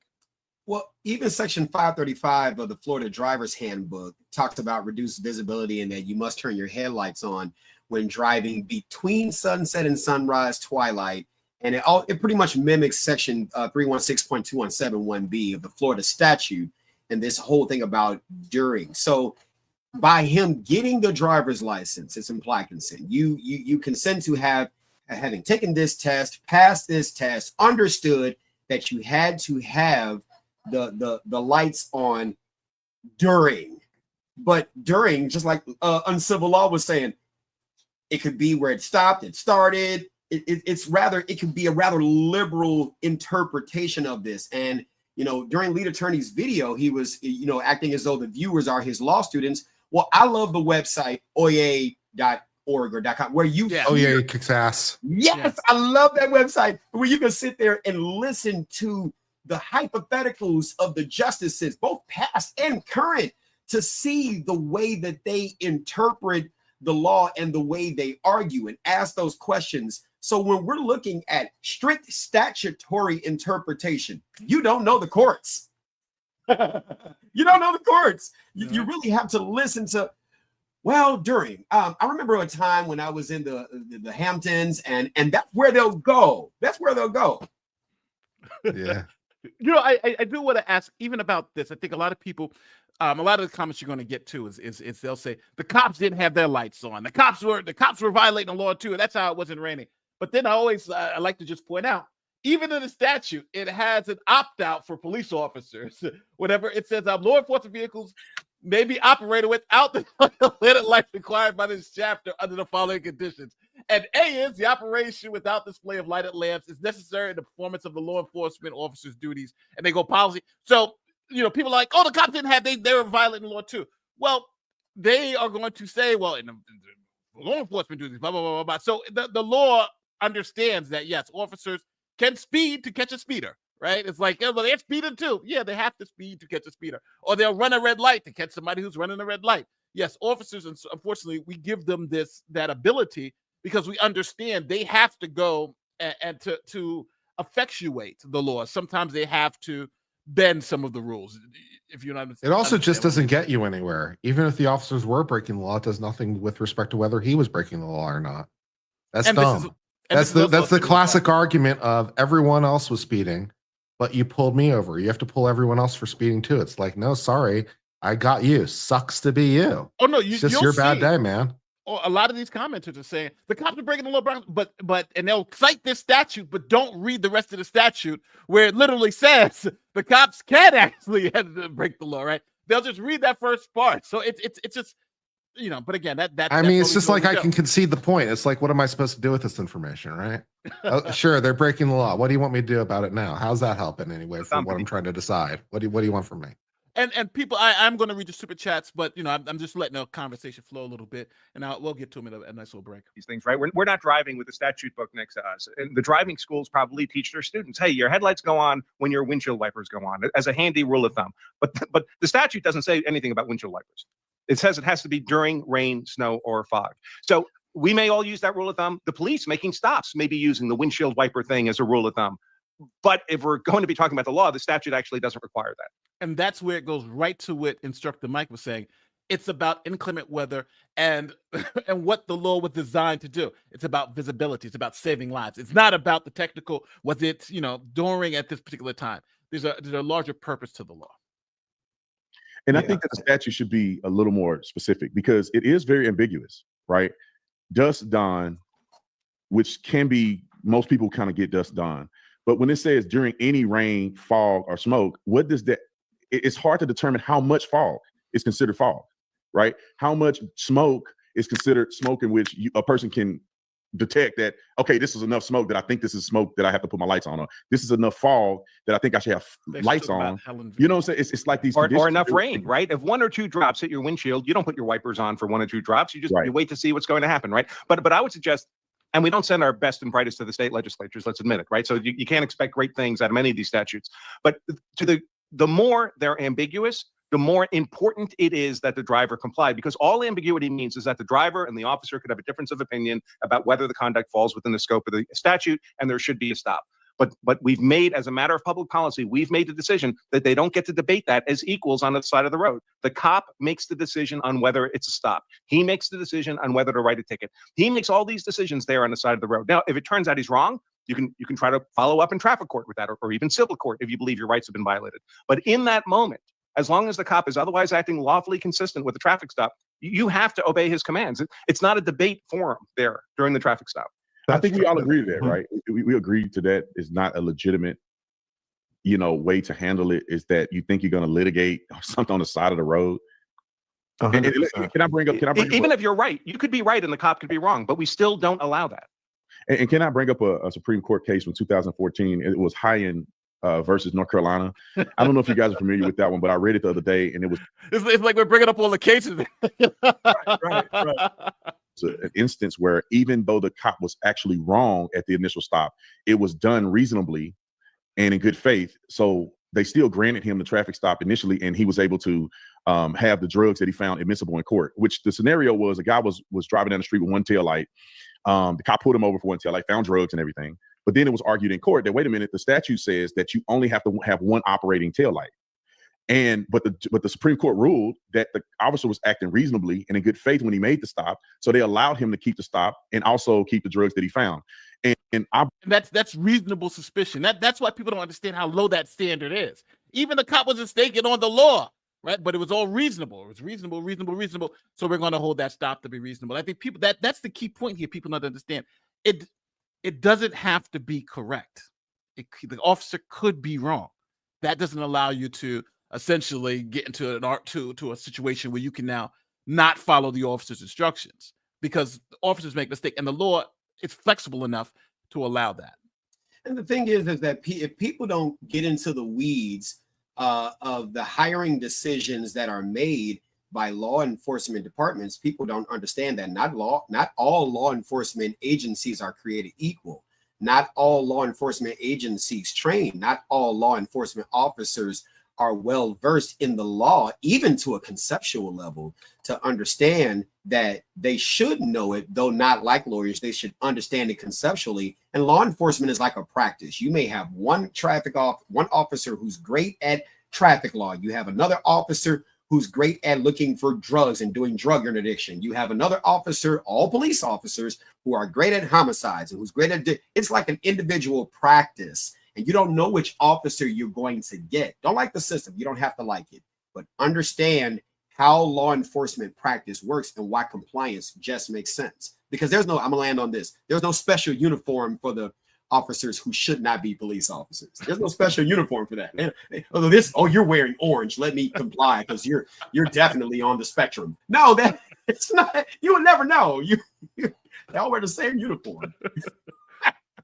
Brought up that case in the defense of, even if it wasn't raining and the officer still pulled him over, I would argue that the Supreme Court would agree that he did it in good faith, given the ambiguity potentially of the traffic of the statute, and that even if the statute says during rain and it wasn't technically raining when he pulled him over, that maybe that Supreme Court case would still give the officer the right to potentially do that anyway.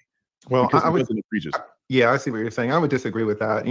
We have two types of mistakes in law generally. We have mistakes in fact, and then we have mistakes in law. And officers are given wide latitude with mistakes in fact. So if they get something wrong, a stop can still be upheld. And even if it's a mistake in law, the stop can be upheld sometimes if the statute is ambiguous. But here, where the statute says during any rain, fog, or smoke, or whatever it says to that extent, I would argue that statute is pretty clear. It's not ambiguous. All right, so I'm going to throw it to you, Uncivil. This is your expertise in law, fact, and law. What say you, brother? Well, I mean, as I was sort of mentioning, ambiguity can be found anyway. For example, what exactly does during mean? It could be a point of ambiguity. And what does rain exactly mean? I mean, lawyers thrive on trying to find ambiguity, even in things that seem clear. It's one of our jobs. It's one of our traits. So the idea there's no ambiguity here, it's like, yeah. I mean, in the end, the court would probably just come along with some sort of what they would describe as a common sense ruling, which I think would allow for intermediate rain conditions, because I think that's what they would probably go with. But to say there's not ambiguity in the first place, like, do you know how law works? Well, good. You were about to say something, Instructor Mike. Yeah, if you want to look up the case, it's State v. Egan, 287 South 2nd 1, Florida, 1973. I actually have it pulled. Yeah. And if we look up that, see, you may get some officers like what I was when I was the supervisor. Not only was I a trainer, but I was the supervisor of a traffic enforcement section. And this is what I would teach the officers, that yes, there is the statute, but then you've got the liberal constriction of the statute. Now, I've had certain officers. Go ahead. I'm sorry. No, just want to say. So, what part do you want me to bring up? Because this is State v. Egan. You said bring it up. The holding, I think it was at. You just give me whatever it says, because I can just. So the holding, the Florida Supreme Court held that criminal statutes enacted for public safety or health must be construed liberally to further their intended purpose. Specifically, when the legislature codifies an area of law, that statute supersedes any background common law rules unless expressly preserved for the legislature. Go ahead. Is this the right site? That's it. Yeah, South 2nd 1, 1973. Correct. All right. Yeah. I'm trying to. No, I can't. I'm looking for the site. But go ahead, finish. I'm sorry. I'm sorry. Yeah, and so the holding is pretty much, look, yes, we're talking about during. We're talking about during. But that's not the purpose. The purpose is driver visibility. Driver visibility. That was the intent of the legislature, and that's why they give them the most liberalist construction, because as long as the officer understands, under Hien versus North Carolina, as long as the officer understands the concept of the law, that is what they are really enforcing. They're enforcing concepts, and that's what they're allowed to go out there and And the thing is, Branca, he didn't mention that. Had he mentioned State v. Egan, or what it would make any other conversation about the during, it would make that moot. And how in a state where this took place, I'm in Illinois. If we're looking at Illinois case law, we're going to appellate, we're going to Illinois State Supreme Court case law, not just United States Supreme Court case law, because these opinions, State v. Egan, is binding upon all federal courts, or all, not federal, I'm sorry, all Florida courts, state courts, yes. And this would be the court wherein Jacksonville is in, and they would have to abide by State v. Egan. In essence, Yes. It's a binding opinion. And so to the extent that a statute is going to be held non-ambiguous, it's going to be clear, then the court case that you cited really is not going to be applicable. So it'll be a bad stop, even if the officer was mistaken on the law, if the law is clear. Now, if the law is ambiguous, then you're absolutely right, and the stop can still be deemed valid. Because Keep in mind what you're talking about with the Supreme Court case you cited. What happened there was the court decided, the question was, what was the traffic stop legitimate? Therefore, should evidence collected, contraband found in the vehicle, be admitted into evidence or not? Mm-hmm. That's all happening later, right? That decision about whether or not evidence should be admitted is not happening on the side of the road. Right. Even if the Supreme Court had said, oh, all that evidence has to be excluded, whatever decision the Supreme Court would make about the evidence, that driver in the moment at the stop still has to comply with the officer.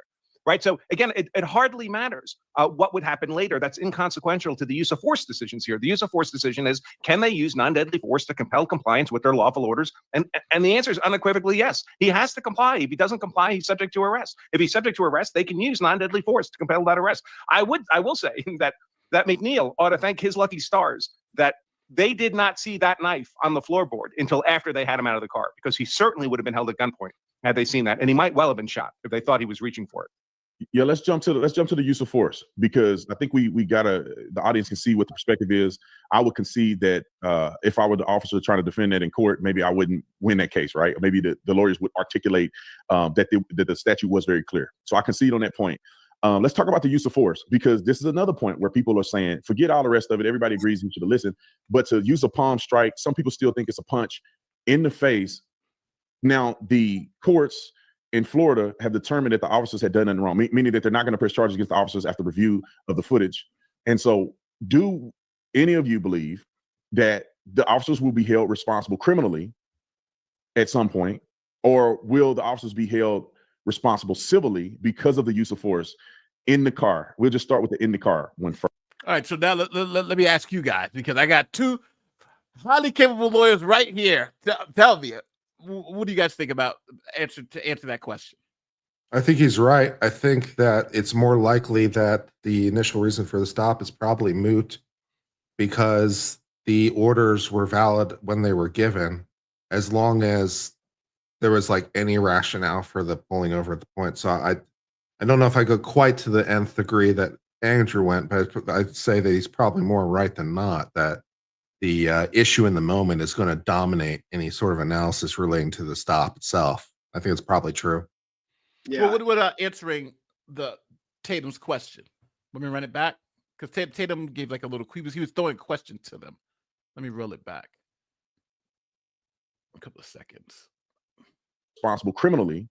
Do any of you believe that the officers will be held responsible criminally at some point, or will the officers be held responsible civilly because of the use of force in the car? We'll just start with the in the car one first. Probably not. So I'll say this, because he's asked kind of like two questions in that little span: this criminally, the civilly, and so just so everybody understands, when you're a police officer, there are different, I call them the kings. So there's the federal king, where you got to do all that stuff. Then there's the state king, where you got to do all that stuff.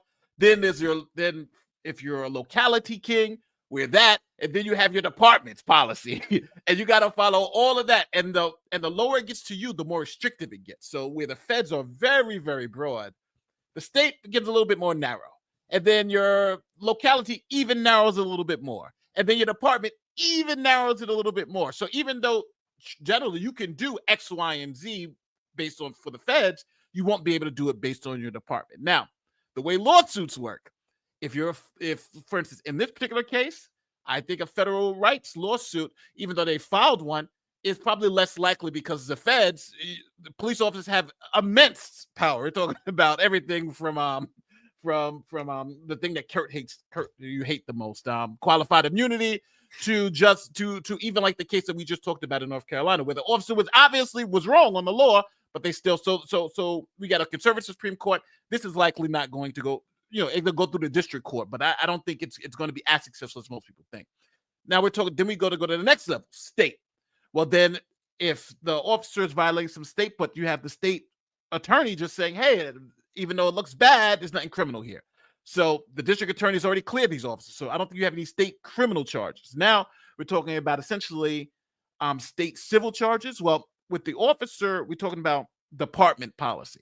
So even the chief of police said that the officer likely violated department policy with the amount of by not de-escalating the situation. So it may not rise to a criminal matter, but the department policy talks about de-escalation. This was after the George Floyd incident. So that's why they say administratively, I'm not letting this officer go. But civilly and anything like that has to be done with the court. So I think at the end of the day, both civilly, yeah, they're going to go after the officers. And can you get something? Possibly. But I think the officer's biggest issue here is going to be their departmental policy, and if they get suspended for a week or a month or something like that. Let me throw it to Instructor Mike. What do you say? We could see this as, for what it is, two different standards.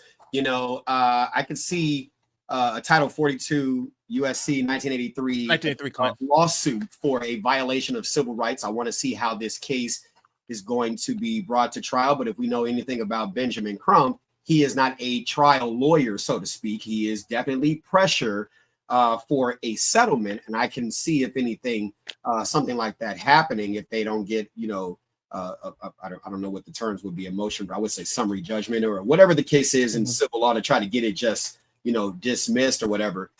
But when it gets down to a department policy, I can speak to that having written department policy before. Oh, it can change. Like politics, it can definitely cause the department policy to change just like that.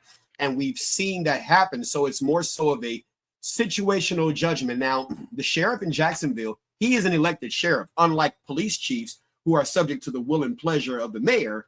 And a police chief can fire you, even though you could be found, you don't get a true bill of indictment from a grand jury, stuff like that in a criminal matter. So these are judged on both objective and subjective terms, depending upon where it goes. Criminally, I don't see anything happening. Civilly, it could happen. And that doesn't ipso facto mean the officer was guilty. That's just how they disposed of the matter. Yeah. I find it exceptionally unlikely that there'll be civil liability under 1983. I doubt there's any parallel that would be sufficiently close for liability under 1983 to meet the clearly established standard. The breach, such as it was, is relatively minor in the scale of what normally comprises a 1983 violation. So I think you'd be hard pressed to find any analog in the 1983 case law that would allow you to do this. So I don't really see civil liability either. Yeah, the department could change its standards, but I'm not sure they'll really be changed very much meaningfully, but sure. Yeah, I mean, because when we look at it, we see most 1983 cases, especially when it comes down to the use of a firearm, when it comes down to the use of taser, when it comes down to the use of pepper spray, and even certain hands-on actions where there is no weapon. George Floyd with the knee and the asphyxia that occurred with the pressure to the chest and things of that nature. But this was palm heel strikes and punches. Awful in certain cases, but I would have to agree with on civil law for sure. Let's see how they answer this question. Go ahead. Yeah, let me jump in because I hear you say this sometimes, Officer Tatum, and I do disagree with it. You're saying, well, the state decided, let's say they're not going to pick up the prosecution, so the state decided that the driver had done nothing wrong. Now that's inaccurate if we're going to be honest. Can you explain that? Can you explain that for the audience? Because I think the average person would believe, and I would believe, if they presented it to the prosecution or they presented it to the state's attorney, and they said they're not going to bring charges because I'm assuming that they made the determination that there's nothing illegal that occurred when they reviewed the footage. So can you explain that to me? Yeah, you can see Branca shaking his head. And I think you're exactly right. A lot of people do believe that. A lot of people believe that these DAs, they prosecute anything that they deem to be a crime. And if they don't prosecute it, then they deem it not to be a crime. And that's just simply not the case. DAs can have a lot of different decisions about whether or not they want to prosecute a crime. Some of it can be political. Some of it can be corruption. Some of it can be they're worried about their conviction rate. And so they don't want to try a case that's iffy. They want to make sure that they have a great case and they're not going to risk their conviction rate. Prosecutors have wide latitude on what they are going to bring to trial or not. And they're the ones that get to decide. So a prosecuting office can decide not to bring a case for many reasons. And that never means that they determined that the defendant or the would-be defendant was guilty. I can go on a lot about this. Let me push back on that just real quick, because I want to make sure that my perspective is clear. You know, when I make the statement, it's not the nuance of this of what is occurring, right? The reason for prosecution, the reason for not corruption, all that. That's not the relevance of what I'm trying to say. What I'm trying to say is that they didn't bring charges because, and I would argue that to the public or to the process of prosecution, they decide not to prosecute, and they're citing that they don't believe that there was anything criminal that occurred. And this is what the police chief said in his press conference, is that the state's attorney said they don't believe that it was anything criminal associated with the use of force, and now it's going to be processed through the police department and figuring out whether or not he violated policy. So whether they did it, and correct me if I'm wrong, and this is from a police officer perspective, whether they did it for whatever reason, it still is being determined that they're not going to, at least now, they're not going to press charges against them. So, well, it's two different questions we're asking, right? One is that the prosecutors may have looked at it and may have concluded this doesn't look like a crime to us, so we're not going to prosecute it. That sounds like what the police chief recounted in his press. But before Branca gets into it, you know what this reminds me of? When someone's found not guilty, like OJ was found not guilty, people say he's innocent. Like the court doesn't evaluate innocence; it just evaluates guilt. So you can be found not guilty because there's not enough evidence to show your guilt, but still not be innocent. Does that make sense? That makes sense. Yeah. And if anything, you know, Judge Ito had the power to set aside the verdict of the jury, but he just did not do that. So when you don't understand the process of, you know, the fact that he could have set aside, this was a decision for the jury to make. And the jury decided for whatever they decided in the OJ case. The prosecution decided for whatever they decided in the, you know, in this matter. You know, I can see them citing Heehan versus North Carolina. I can see them citing, you know, that the use of force, though it could have been other ways that it could have been done, it doesn't invalidate the way that this was done. And this is a policy issue, not an issue of law. What say you on civil? No, I tend to agree. I think that, you know, these are a lot of the practicalities that exist. And, you know, this is an exemplar of, to be honest, this is kind of, I don't know to some degree why this has gotten as much attention as it has, because this kind of thing happens Every day. multiple times a day, everywhere, all the time. This isn't even another day that ends in Y. This is like another minute that ends with like 2 or something. But the second that's 2. The issue here is that I think it's one of those things where we all know it, but I think people are shocked. The real, like a lot of stuff we're talking about, there are a lot of people in the chat that don't know any of this, that are shocked that, oh my God, they can pull you over and be wrong. Oh my God, blah, blah, blah. Right? We're dispelling a lot of myths just talking about it openly like this. And so I think that's the value in having this conversation. But I also think when people finally, like Instructor Mike keeps saying, a lot of people just don't know what the law is, or even how it's executed. And unfortunately, the time when they do get that hard and fast reality is when they're in a bad situation like this, and they've heard bad things like, oh, I can ask for the cop supervisor, I can do this, I can do this. Like, no, you can't do all this, right? You should educate themselves. So I think that's the big issue that sometimes happens, and this misconception about just because prosecutors didn't file charges means that people are innocent. that's just nonsense. And we see that in many cases where sometimes prosecutors come back where, well, it happens sometimes. In the case I'm thinking about now is Cosby. Original prosecutors didn't file charges and said, "Here we're gonna go testify the civil case." Then a new prosecutor comes in and says, "Hey, we're prosecuting," even though that was thrown out. But it happens all the time. One prosecutor says, "No, not enough." Next prosecutor says, "We're going for it." And conversely, just because a person is arrested doesn't mean that they are guilty. There could be political reasons for an arrest that when it gets down to, a trial, that the triers of fact just find that this person is not guilty, So the things that we assume in our society because of value judgments often get in the way of understanding a thing because you assign a value to it instead of just understanding that system. Amen to that. When McNeil said it wasn't raining, the officer responded, "This isn't inclement. It's obvious the officer did not know what the law actually said." Well, again, or the officer's just talking in shorthand because that's the way everyone talks. Well, he said on the stop, "I'm not going to debate you. I'm just giving you a reason." So that doesn't mean he didn't understand it. He just wasn't going to get into fair enough. The argument. Right. You've asked me, I've given you an answer. Now let me see your license and registration. And the reason why he's not giving up his license and wants to supervise because he doesn't have one because it's stolen. But obviously, not because he's license suspended. Great vid, thanks. Remember, it's easy to determine what force works 3 weeks after the fact and watching the video 10 times. Yes, that's true. And that's why the Graham standard specifically says you can't Monday morning quarterback. It specifically says you have to evaluate the situation as the officer in the moment. You can't say, "Oh, I would have done this or would have done that." It actually, the Graham standard forbids that. So if someone says, "I would have done it this way," or "You should have done it this way," you would cite Graham and say, "No, that's not. You shouldn't." Because even the court understands that use of force training, and both Nate, you and I can definitely say this as former, or current use of force trainers. The people you're training other officers with are your buddies. So you're not really getting any real stress inoculation training. You don't have street guys from the streets following them coming in as role players where you get some real stress and then you find out what the officer's really made of. So the training is not what you think it is. So they're going to give them leeway because they know that.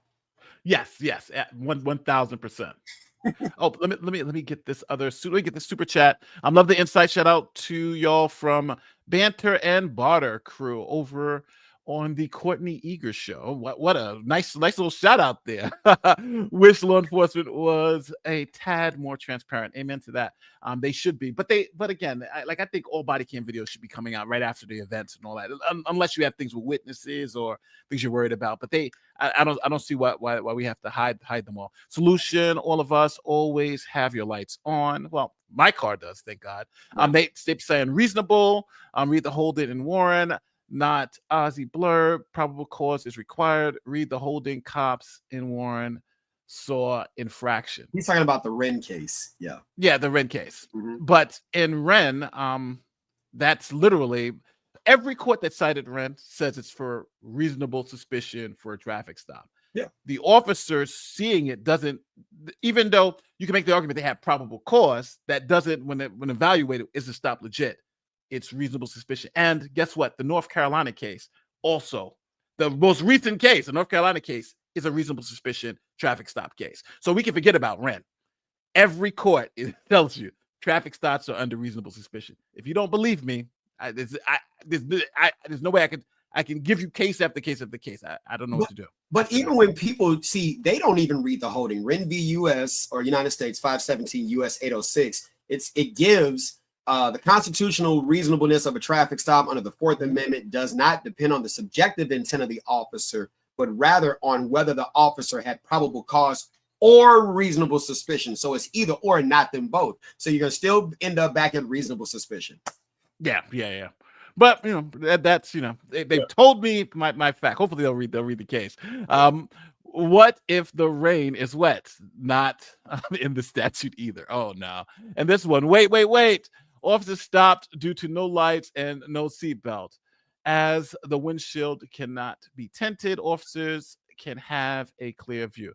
The windshield so he's saying that they could have saw the seatbelt through the windshield, which I'm going to say I've tried it. It's difficult when you got to see it. It's sometimes difficult, but you can see it though. You can see it because I've seen it many times. What a bunch of effing crap.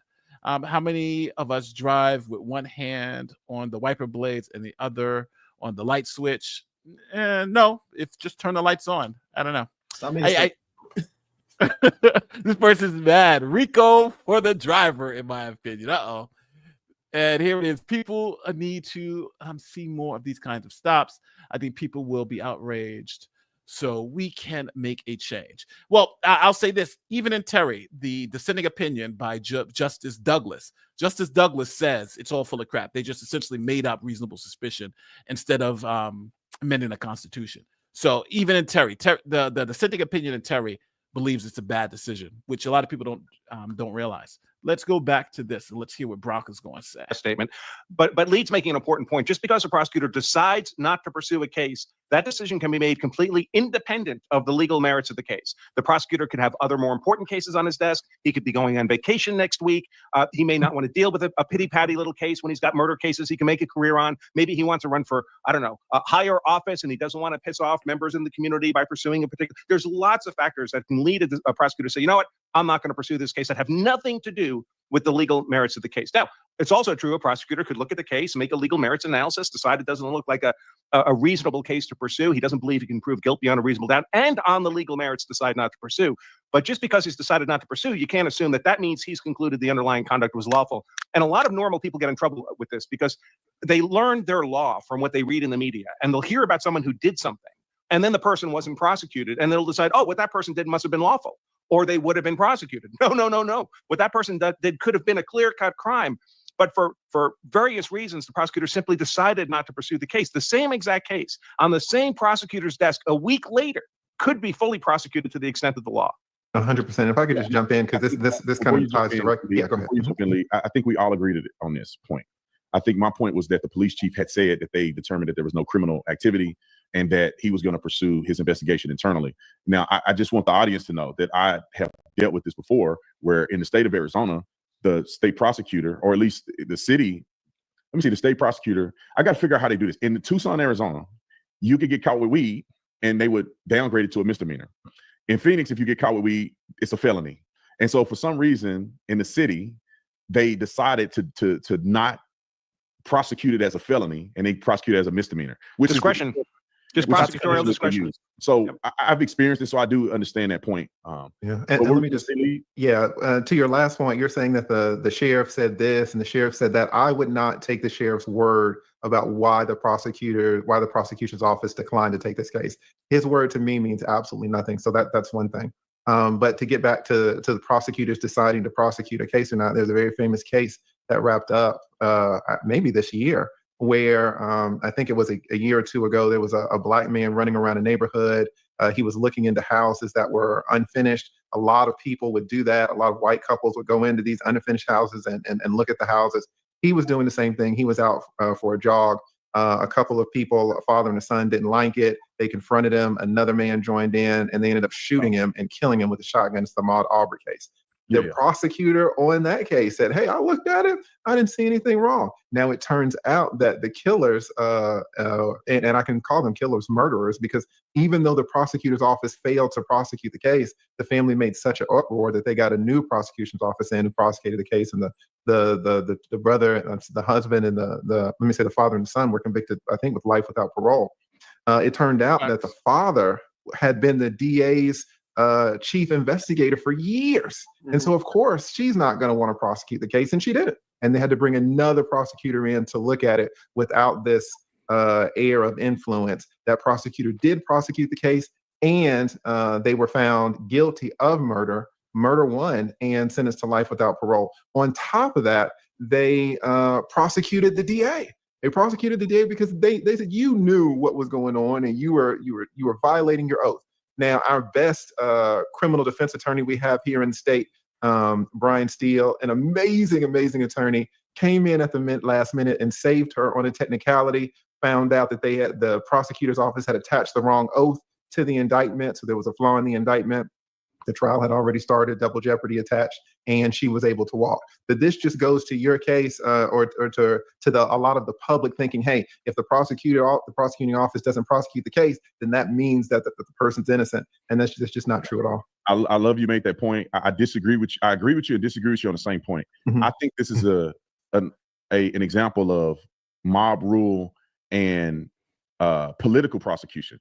I believe, and I'll make it real quick, I believe that they were correct in the original prosecution, and that it was because of mob rule, and it was because of high-powered attorneys, and the racial dynamic is that they picked up the case and ended up prosecuting this father, son, and also a friend of theirs who they threw the book at. So I think this is a situation where they got it right the first time, and then it was overturned because of political reasons. Well, I want to stop here because I think we're going to have, this is our first disagreement. You Yeah, agree no with him way. with Ahmaud Arbery? Because I think he's off with Ahmaud Arbery.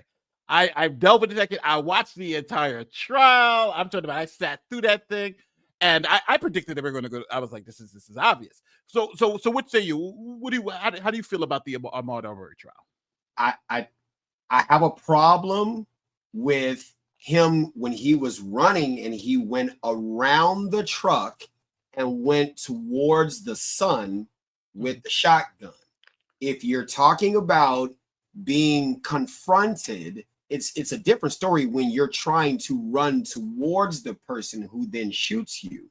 That, you see what I'm saying? That for me, just analyzing that force, that looks problematic when they could have, they had him in a position of advantage. They were driving behind him and then they went around him. If they really wanted to murder one, malice aforethought, pop, shoot him as he's running away, but they went ahead of him to cut him off. That's a law enforcement tactic. And then he goes around the passenger side of the truck, then goes directly in front of the truck, going towards the man with the shotgun when he said he could have continued to go in the opposite direction. So that right there, that question, if somebody can just answer that question for me, he wasn't boxed in.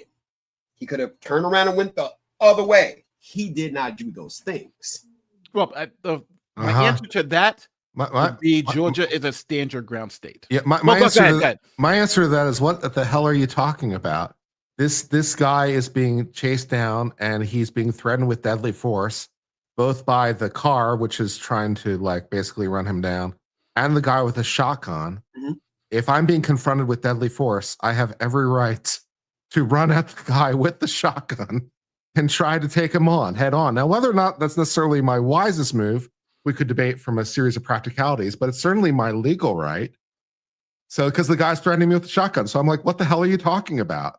But we're a stand your ground state here by case law, right? We don't have to run from deadly force. But Yeah. you're also talking about, I live in, and I'm currently in Chicago. Mhm. We face gunshots all the time. We are not necessarily running Really towards the good. person trying to shoot us. That's Okay. what I'm talking about here. And Well, I'm talking about If you're talking pragmatically, I can get behind you. Maybe it's not necessarily wise to run to the guy with the gun. Maybe that's not a wise thing to do, Well, but it's your right to do it. And so, like, the bad guy with the gun is trying to kill me. And if Well- I'm like, well, what I'm going to do here is I'm going to try to assault the guy with the gun.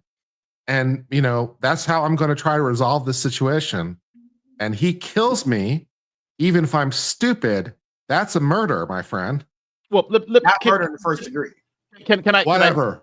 Can I back this up? Yeah, go ahead. It is murder in the first degree. Murder And it just- too. Who cares? Well, no, they I think they went away on murder in the first degree. But let me Yeah, back up I mean, to get to how we got there. Mhm. Number one, police officers work with authority, state's authority, to make arrests, right? Correct. And the reason why you can chase someone and do something who you believe committed a crime is because the state gives you authority to do that.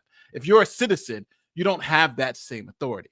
And I always call what I say is, if a citizen makes an arrest and it's wrong, it's kidnapping. If an officer makes an arrest and it's wrong, it's something, right?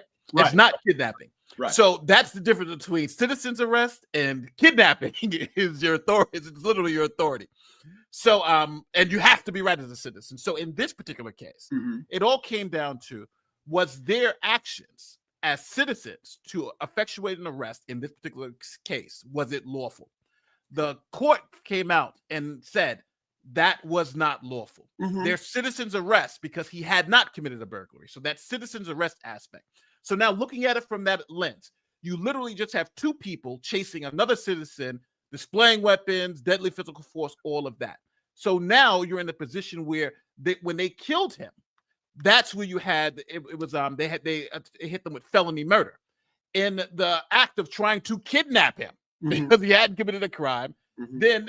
Then he died while in that particular interaction. That gave you the felony murder. That's what Oldham went away for life. So in that aspect, I think the Ahmaud Arbery case was definitely correct because they unfortunately fell into the trap of they were law enforcement, they were acting as law enforcement, but then at the underline, did you have authority to actually do this? If it was a yes, then they'd be good.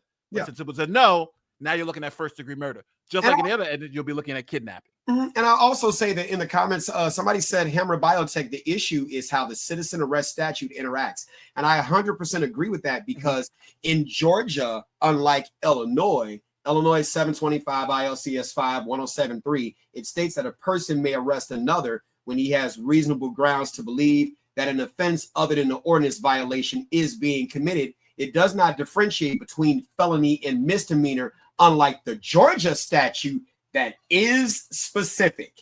And you said something that is very important, that when you get caught in this 20-year plus career as a law enforcement officer, and that's been the majority, the breadth of your experience, you don't know how to separate between what you've done as a law enforcement officer. You clearly stated that very well, versus now I'm a citizen. Now I don't have to pursue after this person. I'm making the choice and the liability is all on me, versus as a law enforcement officer, I'm acting under the color of the law, subject to qualified immunity.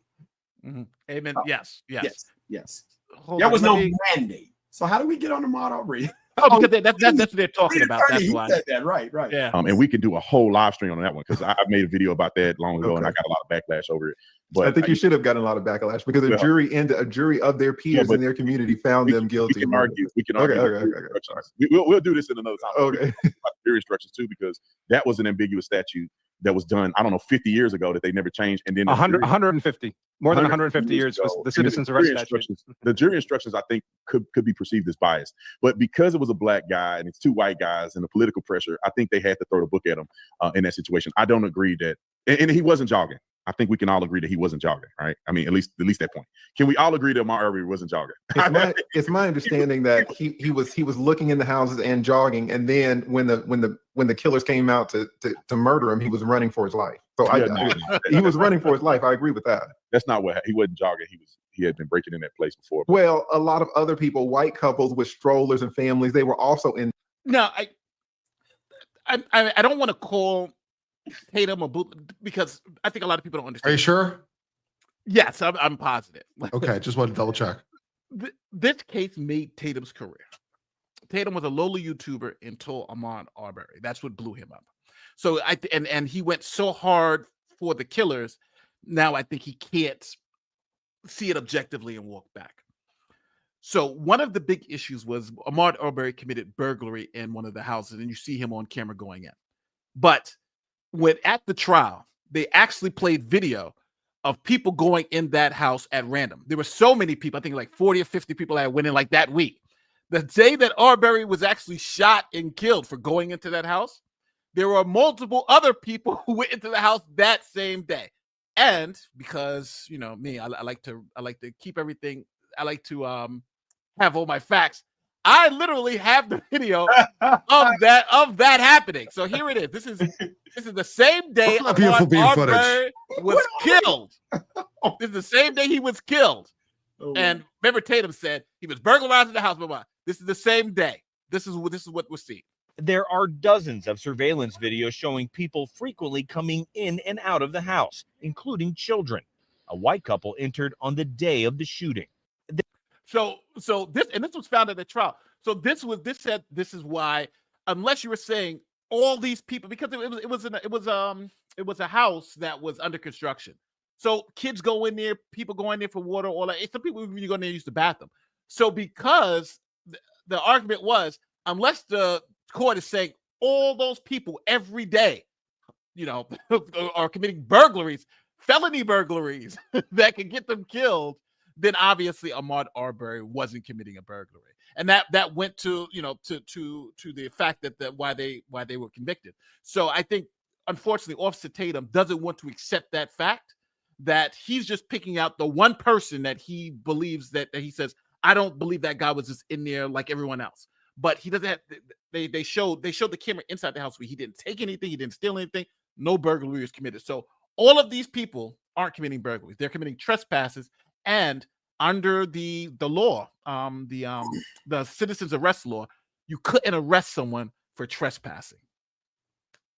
Yeah. And see, I think that in part, I will even concede to the fact that we may be jaded by our experience of responding to residential burglaries and then seeing people say, I was just looking around. You got copper in the trunk. And we know it's a vacant house. And it's like, if I would have believed you and just walked away, I would have never seen all this copper that you just tore out of the walls of them trying to build this house and they can't secure it because it costs more. So it's something else. So I will concede in that it's hard to see certain things objectively reasonable on the fact that he could have been just walking in just like everybody else. And really, that is a thing that can happen. But the more likely than not, I don't know. I can see yes. I can see that. Yeah. But again, these weren't cops; these were civilians who Now. saw somebody walk into a house. Yeah. Yeah, exactly. And so that was the issue. If they were cops, I don't think they go to jail. But they weren't cops. Yeah. So, these houses, but I guess we're not going to talk about that. They weren't breaking in. They hadn't. I don't want to do this. Okay. We're going down that rabbit hole, right? Let's get back to the point. Going down. Yeah, we agree that just because the prosecution or the state prosecutors didn't take the case doesn't mean that there's not a crime afoot, or like they actually committed a crime. Do you think that there could be a later prosecution of this case, even though, because like we saw at Ahmaud Arbery, you have the state prosecutor saying that there's no there, and then later it was picked up, and then there was charges brought all the way to life in prison. Do you guys think that there will be something similar to this with the public outrage, that just because the state didn't want to prosecute, that they will be prosecuted for excessive use of force? Branca, what do you think? I mean, anything for the jaw. So I agree with Branca on that. I disagree with Branca on the fact that this wasn't an excessive use of force, but I do agree with Branca that reasonable minds can disagree on this issue. So I do believe this was excessive, but I don't think it was excessive enough for the prosecution to feel any type of political will to change their decision. And it was really very short too. I mean, this wasn't like a sustained beating, right? So even if it was just fists, but say the cops were just mad and wanted to beat him up because they were mad at him, right, for causing them trouble. But it was something like 5 seconds between that car door opens up and he's on the ground. So they used force to compel compliance. They got him cuffed up, and then the force ended. That feels a lot less like an excessive use of force than the Rodney King thing or many other scenarios we can think of. Yeah, and I do. There is something else. Branca would say, well, all use of force looks ugly. And I just disagree. There are many types of force. Me taking you by the wrist and just, cajoling you over there. There are many things that an officer can do, putting his hands on an offender, which don't look ugly at all. In fact, they look pretty reasonable. In the video that I did reviewing your video, Officer Tatum with Lackluster, I showed some amazing officers who ended up having to remove a driver. They busted her window, opened her door, undid her seatbelt, removed her physically. And to me, it was beautiful. And no one would say that was ugly. No one would say that was uncalled for. I think I seen this was the black officers, and they put a black girl who was not compliant in the Jeep. Is that the one? There were some black officers on the scene. It was a white officer pulling over an unruly black woman driver. Yes. Yeah, if it's the same clip, and here's the thing that I think people should understand too, is there's a very big difference in threat level and use of force with male and female, right? I mean, this guy wasn't a small guy. I think he was average sized guy, or a little bigger than six. I want to stop on the use of force argument because I don't agree. I don't agree with Lee, but I don't agree with Branca. I feel like I'm in the middle here. Like well, let me say this. Whenever we judge use of force actions by officers, we took a totality of circumstances approach. How many officers do we have? How non-compliant was the officer? What's the totals? What's the situation? Was this force enough? Was this necessary to gain compliance, or was this something too crazy? Like when we used to do the trainings, we used to say, let's say you're chasing a suspect and it gets, the suspect slaps you or punches you and they start running and then eventually you're chasing them and they tire out and put their hands up and lay down on the floor, put their hands behind their back. I can't go there and start stomping the guy, right? That would be excessive, right? Even though I might want to go kick the guy in the head or something, I can't do that. So there's a level to it, but and I keep saying this. I know people hate baseball references, but it is. Tie goes to the runner, and in this case, the officer is the runner. So you may not like the amount of force used. People are saying it's excessive. I don't think it's excessive, to say the least. I do think it was uncalled for. It may have been unnecessary, but to call it excessive, that's splitting the hairs on what I would have done versus what the officer would have done. And as you can tell, everybody who's been in law enforcement here is saying the same thing. I wouldn't have done it that way. But the fact that he did do it that way doesn't make it criminal in that sense, or even excessive, because I wouldn't have chosen, because I wasn't there at the scene. What do you say, Instructor Mike? Well, see, the thing is, I think that people are not taking into consideration that he's looking, from an attorney's perspective, he's looking for a bright line rule. He's looking for this absolute rule that no matter what, this is what it should be, and that is not traffic stops. I remember I was just dropped off somebody. I had arrested him for a felony, processed him, took him to the courthouse, driving on the interstate. Now I have no jurisdiction on the interstate, but we have secondary jurisdiction. Given that something happens, we can stop, call state police, all that great stuff. So I stop, approach on the passenger side. Guy's pointing a Draco AK-47 out of the. He's expecting me to approach from the driver's side when I learned to approach from the passenger side. That saved my life. Like, the minute you think it's going to be one thing, it can become something so quick. The traffic stop that lead is citing where she complied, okay, but that's not the bright line rule. That's an exception. And I will concede, not even concede, but I will say more traffic stops occur where there isn't a problem than the ones where there is a problem. But the one where there is the problem is where you get these holdings. And for some reason, Ohio dominates the Supreme Court. Matt versus Ohio. Terry versus Ohio. Right. When you're in Ohio, you're going to end up in the Supreme Court. You get your behind beat. They beat you in Ohio. And we even have Illinois versus word law. I'm in Chicago. Illinois versus word law. That's traffic stop case law. People just, I don't say they need to understand because that's not their life. But I really wish someone like lead attorney would get out there in the streets to find out, hey, this is what I thought. I almost died. And it happened just that fast, and I didn't see it. Okay, that doesn't mean whoop everybody's butt. That's not what that means. But it could go either way really quick. Really, really quick. What say you, Kurt? No, I think that's all right. But I got to bounce for right now. I got some work I need to do. But it's been fun talking to you guys for a while. Yes, sir. Take care. We'll probably be out of here in like another 10 minutes. Later, bro. That's fine. I got bounce. All right, talk to you. Bye. Talk to you. All right. So, I totally agree. And I think, unfortunately, the problem is, and I think Branca's doing it too. He's like, oh, well, he wants, because that's what us as lawyers do. We want bright line rules. But when you apply the law, because that's essentially what cops are doing. You're applying the law to factual patterns, where lawyers, we're judging those actions after they've already occurred. You know what I mean? So that difference in time, where I get to judge it from my comfy chair, where you're actually in the moment, we're going to have two different understandings of it. And I think Branca's looking for a bright line rule where, hey, if you just don't comply, I can punch you. And then Lita's saying, if you are not compliant, and it's just not like that. It's more contextualized than that. Understood. Yes. Yes. Matter of fact, not just under stress, not even, you don't get the greatest of training. No. You don't. You're right. You're 1,000% correct. 180 pounds. So he was skinny, but he was tall. So he was pretty, I saw him kind of towering over the officers when he finally got him up.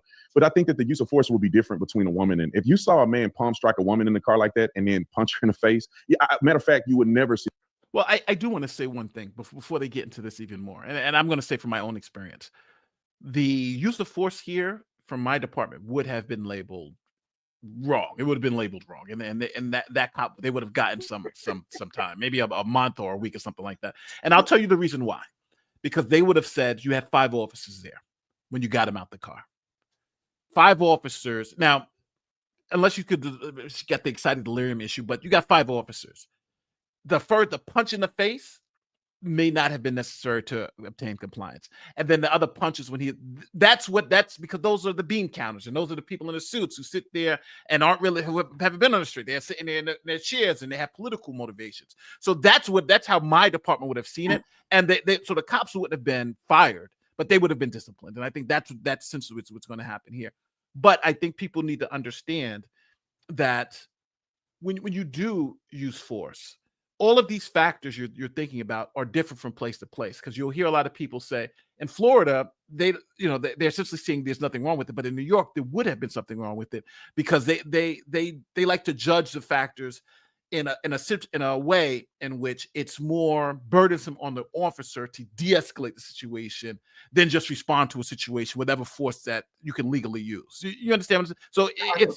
So it's lawful but awful in a situation like that. But here's another thing that I would argue, and don't let me be the use of force trainer that gets administrative discipline, because I'm definitely bringing in the fact that the training that we receive in law enforcement is not really the type of training where we can lose our life. It's literally litigation mitigation, just enough for you to teach us enough to be able to say you showed us something. And, I would like to see the day where police officers in the country band together and file suit against their respective departments under 1983 for depraved indifference, because you're not really training us for the stressors of what we need to know, and then teach us critical decision making, and then put a physical fitness standard in there. Because if we're talking about physical fitness, your stress levels when you are out of shape, and people who have seen my channel, they know I was formerly heavyset. I have just lost a bunch of weight. When you are not in the best of shape, your stress levels are higher. You get amygdala hijacked really quickly. So your ability to keep that prefrontal cortex online, when the department doesn't throw in a physical fitness standard, you're actually accelerating our likelihood not to be able to think logically under stress. And that's not better. That's worse. Yes, 1,000%. Oh, we read this one. We read No Lights On. Let me take down a couple of these super chats. We read this one too. Oof, I've read so many of them. I left some of them up.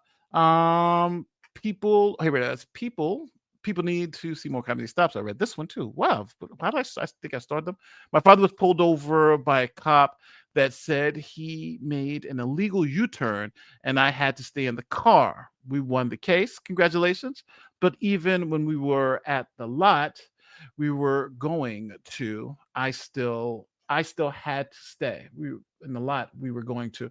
So in other words, you're saying you complied, got in that situation, and went to court and won your case, right? And that's essentially what we've all been saying too, right? The objective there is to get out of that situation and argue with the judge or somebody who could change it, not the cop right there on the street. Thank you for that. Love this channel. Keep it the good work, and I hope the lead attorney can concede this argument to your respect. To you respectfully. You're spot on. Thank you so much. I appreciate that. And he does. And thank you, Strategic Guys. Shout out to Strategic Guys. He's also a cop, Strategic Guys. William McNeil needs to retain Big Nasty himself, Nathan Wade, for the legal representation. That's a shot at Georgia. I'm judging from my comfort chair while you're in the moment. True words. That's true. That's exactly when I became a white shirt suit in the office and people were wrestling.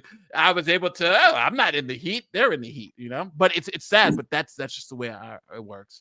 Nate, in your members only Tulsi AI video, I had to challenge you with it. Could you, when you have the time, point out my flaws, sir? I'll look. Hold on. I'm gonna write down your name after I get you play the video, and I will look and respond to it. Thank you for that, because I like to respond to criticism, which is why I think a lot of you like this channel, because you all criticize me and I'm wrong or right. I'll tell you why. Arm back. That's forcibly resisting arrest. That allows the officer to escalate the use of force. He needs to compel your compliance with the Branca. And he did that here. This when I get this is the last thing. They're going to get to an argument about use of force. Mm-hmm. So I want to just get that part. This is why they've done thousands of traffic stops. Be clear that what needs to happen is a level of force needs to be applied that's reasonable based on what an objective officer would apply at the time that the force was applied, not afterwards where he found the knife on the floorboard or the gun on the seat. The force has to be applied, the level of force, depending exactly at the time that the force was applied. That's when you determine how much. So you say, well, I'm going to stun him so that he doesn't do this or doesn't do that. This doesn't do this or doesn't do that. If it's based on speculation, it's just not allowed. And I think that's setting up officers sometimes is putting officer safety a little bit at risk. So I agree with what you're saying in large part, but that's not the way that the law is set up. Well, Andrew, I'm gonna let you jump in here real quick, but let me just clarify this real quick. I believe, and I agree with you, Lee, I agree with you on that, but I believe that what his actions were necessitated that level of response, right? The knife necessitates deadly force, or at least the threat of deadly force, but they didn't have that and they didn't use that. But when you have a person who opens the door, tells you, no, I'm not getting out of the car, slams the door, locks it, after multiple requests for him to open the door, he's yelling, he's arguing with you, and then you threaten to break the window out, he still is non-compliant. You break the window out, he still is he made every point to say, I'm not getting out of the car. So you are going to have to use force against him to remove him from the car. And this isn't speculation, right? So the officers can make reasonable inferences from the why. They've done thousands of traffic stops. I've been stopped many times in my life. It never ended up like this. Why is he not complying? Many people who don't comply, it's because they have paper out, they have warrants out, their license is expired, there's contraband in the car, there's weapons in the car when they're not supposed to have them. Officers know this. So they're not just speculating now that something could be crazy with this guy. His non-compliance gives them a reasoned basis to wonder what is going on with this guy that could be dangerous. I agree. And what's that called? That's called speculation. No, speculation is not based. Speculation is an inference not based on fact. Speculation is imagination. No, the fact is, you just said the fact. You just said that many people don't want to comply because they've got bad paperwork. They've got warrants. They've got a dead body in the trunk. Right. That's speculating. That is speculation. Well, we can disagree on that. But what I think you're leaving out, Branca, and what Officer Tatum is leaving out is that, yes, there was non-compliance, but we have to look at the type of non-compliance. There's active resistance and there's passive resistance. And this is something that we haven't talked about on this video yet, but it is very important. If a person is actively resisting, then the law is very clear, then you can escalate the use of force. If this driver, this young driver would have been punching back through the window, if he would have been grabbing the steering wheel and the clutch and trying to run away, if he would have been grabbing for weapons, then that justifies a higher use of force. But if the driver is just sitting there, if he has not removed his seatbelt, if he is not reaching for the keys to turn the car on, if he is not resisting the officer's punches or the officer's open hand palm strikes, that absolutely needs to be taken into account, and courts will look at it in every single case. And he did that here. He did what? He forcibly resisted the officers here. Okay, well, let's talk about that. Let's talk about the forcible. Well, I don't know if Officer Tatum wanted to jump in, but yeah. Andrew, real quick. Let's because I just want to make sure we're clear on this. So I believe, and I think this is what Andrew is saying as well, is that we believe that it wasn't a belief system after the fact that led them to do the palm strike. What I'm saying, let me just speak for myself, is that I think his level of resistance and his level of noncompliance led to it being reasonable to palm strike him while you're trying to rip the door open. And you have to use some level of force to extract him from the car. And that was a mechanism that the officer believed was tactically in line with getting him out of the car, the whole process. Now, I think this is going to make people mad, but Tatum is right there. Yes, he is. That's what the law allows. Yes. We may not like the open palm strike. We may say, to us, that just seems a little excessive for someone who's locked himself in the car. But the law is going to say, you know what? We're going to. We may not have done it that way, but we're going to allow the officer on the scene trying to gain compliance that ability. Now, he can't pull out a gun and shoot the guy. He can't pull out a baton and hit the guy over the head, but he can slap the guy. He can, because he is trying to gain compliance. What say you? Well, see, lead attorney is drawing so heavily on Graham versus Connor and the objective reasonableness, but there's another Supreme Court case, United States versus Arvizu, ARVIZU, 534 US 266, 2002. And this is where officers are allowed to draw on their training and experience.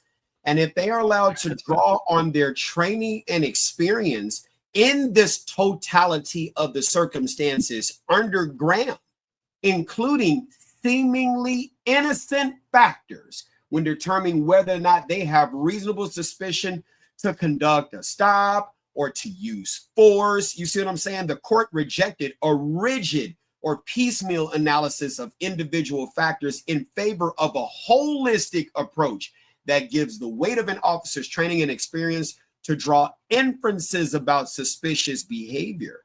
And that's what Lead is not taking into consideration. Go ahead.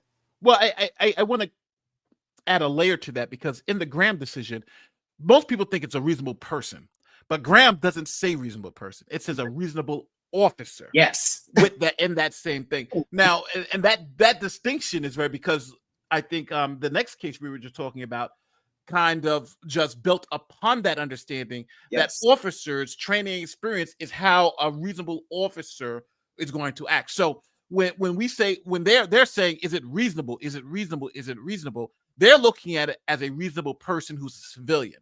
Yes. I think we're looking at it as a reasonable officer with our training and experience. How would we approach it? And that's how we're coming to the conclusion that a reasonable officer can do this, right? Even though a reasonable person would not do this. Is that the clean way of saying it? Yeah, absolutely. And some people in the comments, are saying, well, what did the punch serve? I think the punch served as a distraction, because whatever he could have or maybe not have been thought about doing, that punch to the face, kind of like Mike Tyson even said it, everybody's got a plan till you're punched in the face. Yeah, exactly. You get punched or palm heel strike, that'll change your, let me comply. You kind of seen the kid in him throw those hands up and then throw it back down and lean back at this point, just like a kid. Whatever you thought you were going to do, it changed it really quick. And there's a whole bunch of videos. People just go look for them. There's a whole bunch of videos out there where people are, I'm not going with the cops. You don't touch me. Don't touch me. And you know what they do? They pull out a taser and tase their ass. Yeah. Right. And that's passive resistance. But it's funny, because if they punch the person, the law kind of sees them as identical. Punching the person and tasing the person, essentially identical. And I believe in this situation, if they crack that window, pull up and tase the guy, we probably don't even talk about this case. But I think a slap and a punch is what people are really reacting to. Yeah. Wasn't as smooth as I think he wanted to be. Okay. I think he was expecting a little more resistance. He palm strike, open the door is one movement, but it didn't end up working like that, because he did it and then the door wouldn't open, and then they had to fumble with the door, and it became an awkward situation. I think that any force above that would have been excessive, right? If he actually decked him like this in the face in a car, I think that's a more aggressive approach than a palm strike. He just really mushed him like this. Versus close fist hit is a different thing. Versus, and Andrew, I'm gonna have you come in here, is when he gets out of the car, now he's actively resisting. He's no longer passively resisting. He's actively resisting when he's out of the car. It took that many people to even get him to the ground. If it was just one officer, I don't think he would have went down. So there's three levels we're really talking about here, not just two. So one is purely passive, where you're not doing anything at all.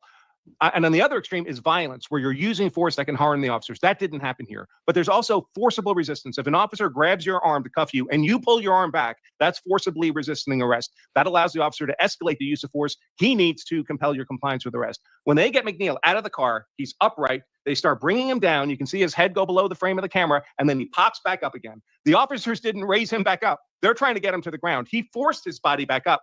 That's when he gets the fist to the jaw.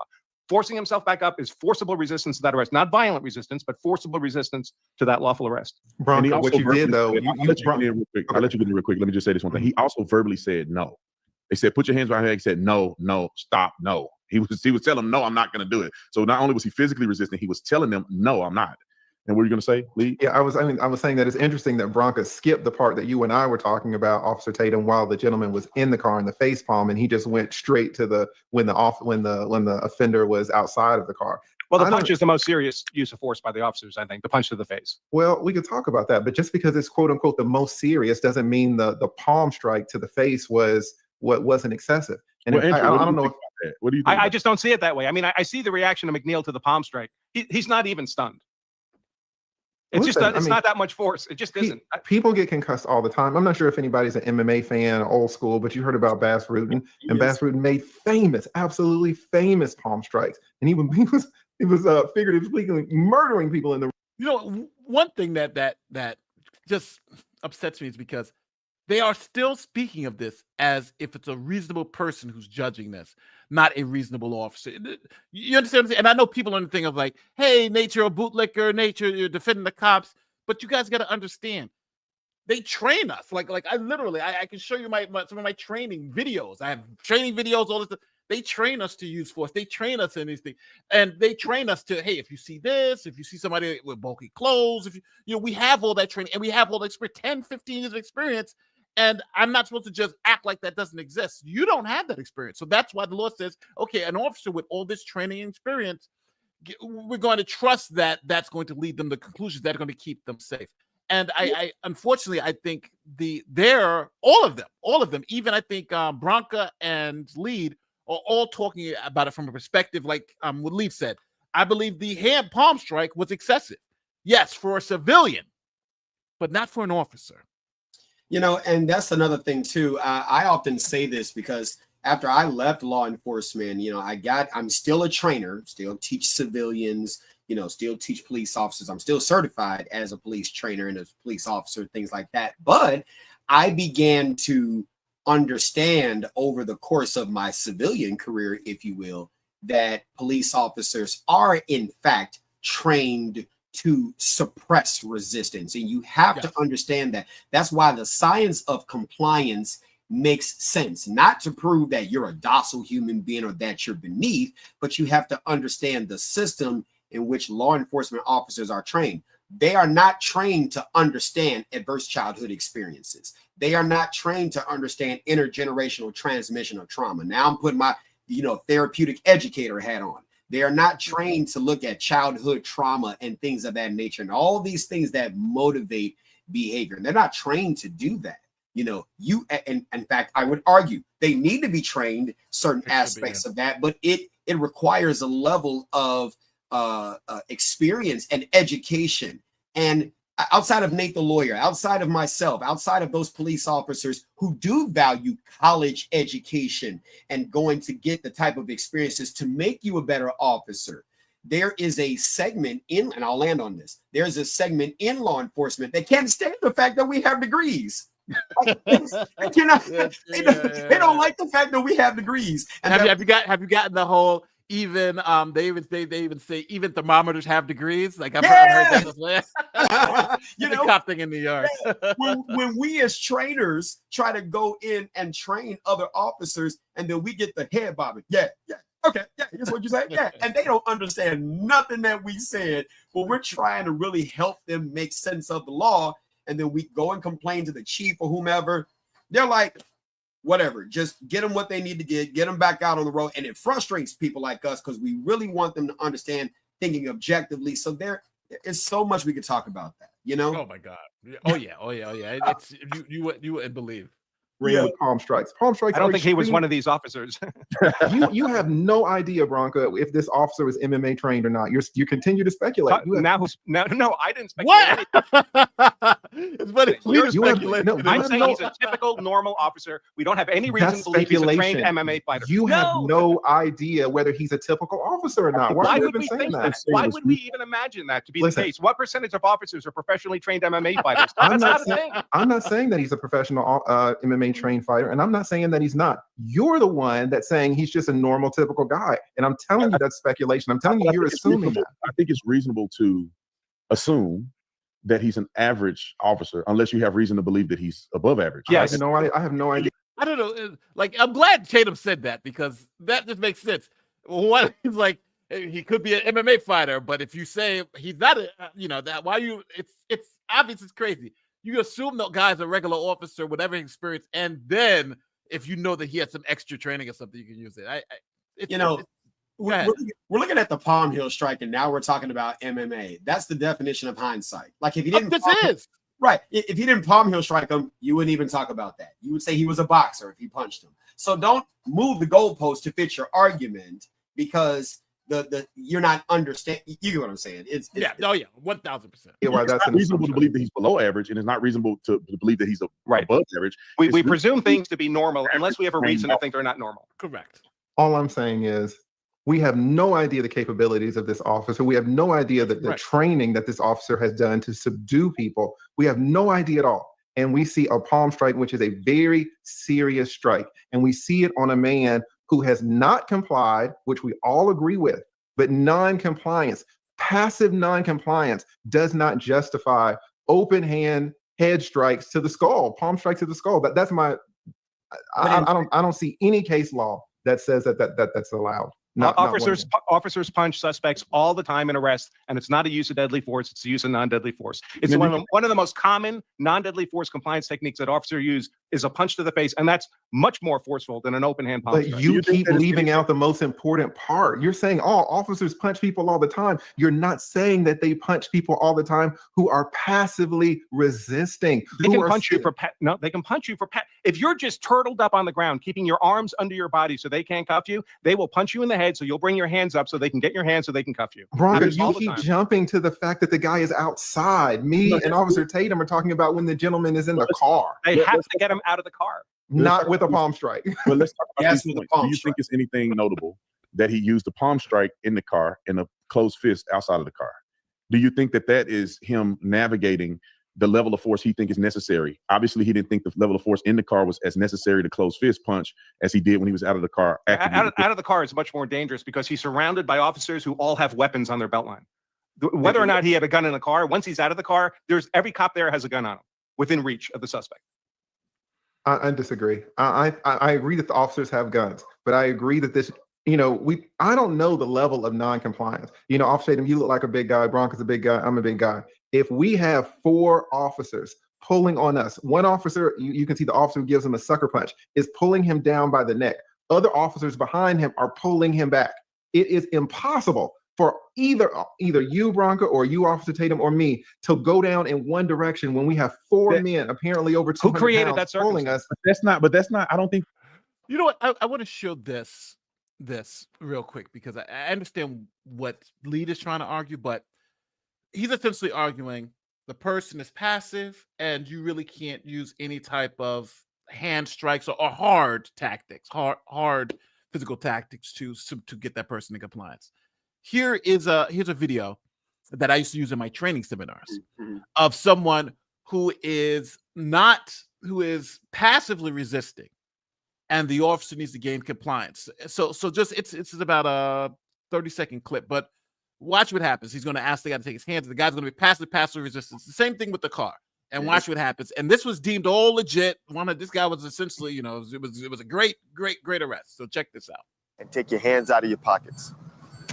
Take your hands out of your pockets and step up to my car.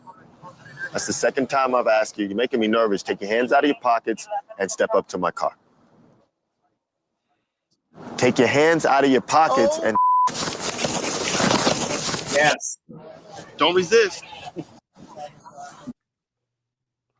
Control the hands, control the body. Is that good? Is that a good arrest? Yeah, it happened so fast. Passive resistance, right? Yeah. He's not resistant. He's thumbing his pockets. You don't know, right? Yeah. But now I would say this is not identical to the situation. Nope. But it shows you that yes, you can, even with somebody who is not actively resisting, you can use that higher level of force to get. Now, I would also say this: hands in pocket is one thing, but in the car situation, he's in the car. They can't see what he's doing down there if he puts his hands down, right? He's in a car. So you have even though I would say the hands in the pocket situation would scare me more, but it's analogous in that particular sense. Go ahead, Instructor Mike. Well, see, I had a video on my page where it actually did numbers where some people in the comments might have even seen it, where there was a police officer approaching the driver's side. And as soon as he approached the driver's side, I had a little inert squirt gun and I squirted him just that fast. Like, just because you're in a car, that doesn't make you less dangerous. That makes you even more dangerous because you don't know what you can't see and you don't know how fast I can react just like this. Just because the window is rolled up and the door is shut doesn't mean I can't shoot through the window. And there are countless of videos. We're talking about officer training and experience. We are trained on watching these videos. And according to use of force science, we are primed to know that these things are possible based on past occurrences of what happened to other police officers before. So lead, I understand it. It's not objectively reasonable to him, but he's not a cop. In fact, not even, No, it's not objectively reasonable to him as a civilian. Right. Yeah. But he's never made the argument that this is not objectively reasonable as an officer with the training experience. Correct. And they've never said that. So all of this conversation essentially is moot because legally it's nonsense, because they would say, okay, that's great that you don't feel that way. You felt the palm strike. You felt the slap was bad, but it's not about you. What would a reasonable officer? And then you know how they figure that out? They would call me, who's trained an officer. I've gotten that call before. We need you to come down and testify because this guy's got this. You got to exactly what you trained him to do. And you got to sit there. I trained him, blah, blah. Bring your materials. I did this. That's what happens. And that's how the court knows what your training experience was and whether based on that training experience, you employed proper tactics. I mean, because you can't grab his hand and then go to an escorted armbar takedown because he's seated inside of a moving obstacle. He's in a moving vehicle. So any of those other soft hand tactics just would not work. The only thing he had access to was his shoulder and his face. We're not palm heel striking a shoulder. That's true. Yeah. We're not doing that. It's not the thing, right? I'm gonna break my wrist now. If you comply now, I have one less hand. It's true because you don't go up. You go from the car to the ground. They're telling you on the ground, get on the ground, and he's getting out and he's not going down. They say go down, and they're trying to push him down, and he gets up. And it wasn't until the strike on the chin that he actually complied. I wish we could show the tape. I wish we could show the tape because it appeared to me, and maybe I'm wrong, it appeared to me that there was at least one officer in the back holding him up, trying to put the cuffs on him. And you can agree. They were trying to pull his arms back. Exactly. They're trying to pull his arms back. He wasn't going down. That's the thing. The thing is, they said, put your hands behind your back, get on the ground, right? They're pulling him out. They're trying to get his hands behind his I will say this before they look at the video, then we're going to have to get out of here. Mm-hmm. This is why the Supreme Court says you can't look at it Monday morning quarterbacking. Because they got time. Because as you can see, we can now let's go to the video, let's see what happened. And these officers are doing this in the split second. And unfortunately, I know a lot of people are going, Nate, you're defending the officers. No, I'm just letting you know what the standard is. The standard specifically says you can't now go back and look at it from your ivory test, from your comfy chair, from the video. You have to pretend that you're in that situation with all the information the officer had at that time and respond appropriately. Mm-hmm. Does that make sense? Yeah, it does. And I'm looking at another comment too. In fairness, we're talking about objective reasonableness. I think Rock said that's another thing, conflicting orders. One cop screams on your knees and the other cop screams walk backwards on my voice. Yes, we have had that happen on the scene. And this is what I'm talking about, where I'm talking about officers and departments not training for these type of situations where there is a unified plan. Whenever I was out there working and I was supervisor, before we go out there we're going through stops. Hey, this is the unified plan. This is what's going to go. You're going to be contact. You're going to be this. If I'm there first, you're going to be this. You're going to be this. Well, I want to be contact. You didn't come to in-service training last time. So no, wait, you're going to do what you have to do. You see what I'm saying? You know your officers, who's good, who's not good. Oh yeah. Oh my God. Don't let it be talking about there's 5 of you all there. You mean this one who skips out on training? I can't tell you when the last time they came to training. So you see a body, you assume competence. I know they're not competent. They're just here. Yeah. A lot of people, just like they're bad people on every job. Some people are just there to get because they needed a job. Unfortunately. Yes, absolutely. Yes. Back. They're trying to force him down and put his hands behind his back. Like they're going down to the ground, hands behind the back. Like this. That's how we're trained to do. Put their hands behind the back, take him down. But he stood up. He was resisting. We'll play the clip so we know. And it doesn't matter whether he was actually resisting. All that matters is that the officer who threw the punch to the face had a reason to believe he was resisting. If it later turns out the reason he came back up is some other cop pulled him back up, and that wasn't known to the officer throwing the punch, if the officer throwing the punch had a reasonable belief the suspect was raising himself back up, that would justify the punch. He's right. I didn't even think about that. He's right. Yeah. He's right because it's about what that officer knows in the moment. He doesn't have to be right about this. He has to have a reasonable perception about what's happening. Reasonable. All right, play Yeah, it. Yes, sir. Is there a reason why you're popping the door open like that? I don't have a window that works. I don't even reading that you're pulling me over. Yeah, absolutely. There's a reason why I'm pulling you over. For one, Gotta get to the part where here it is. Exit the vehicle now. Exit the vehicle. Show me your hands. Here.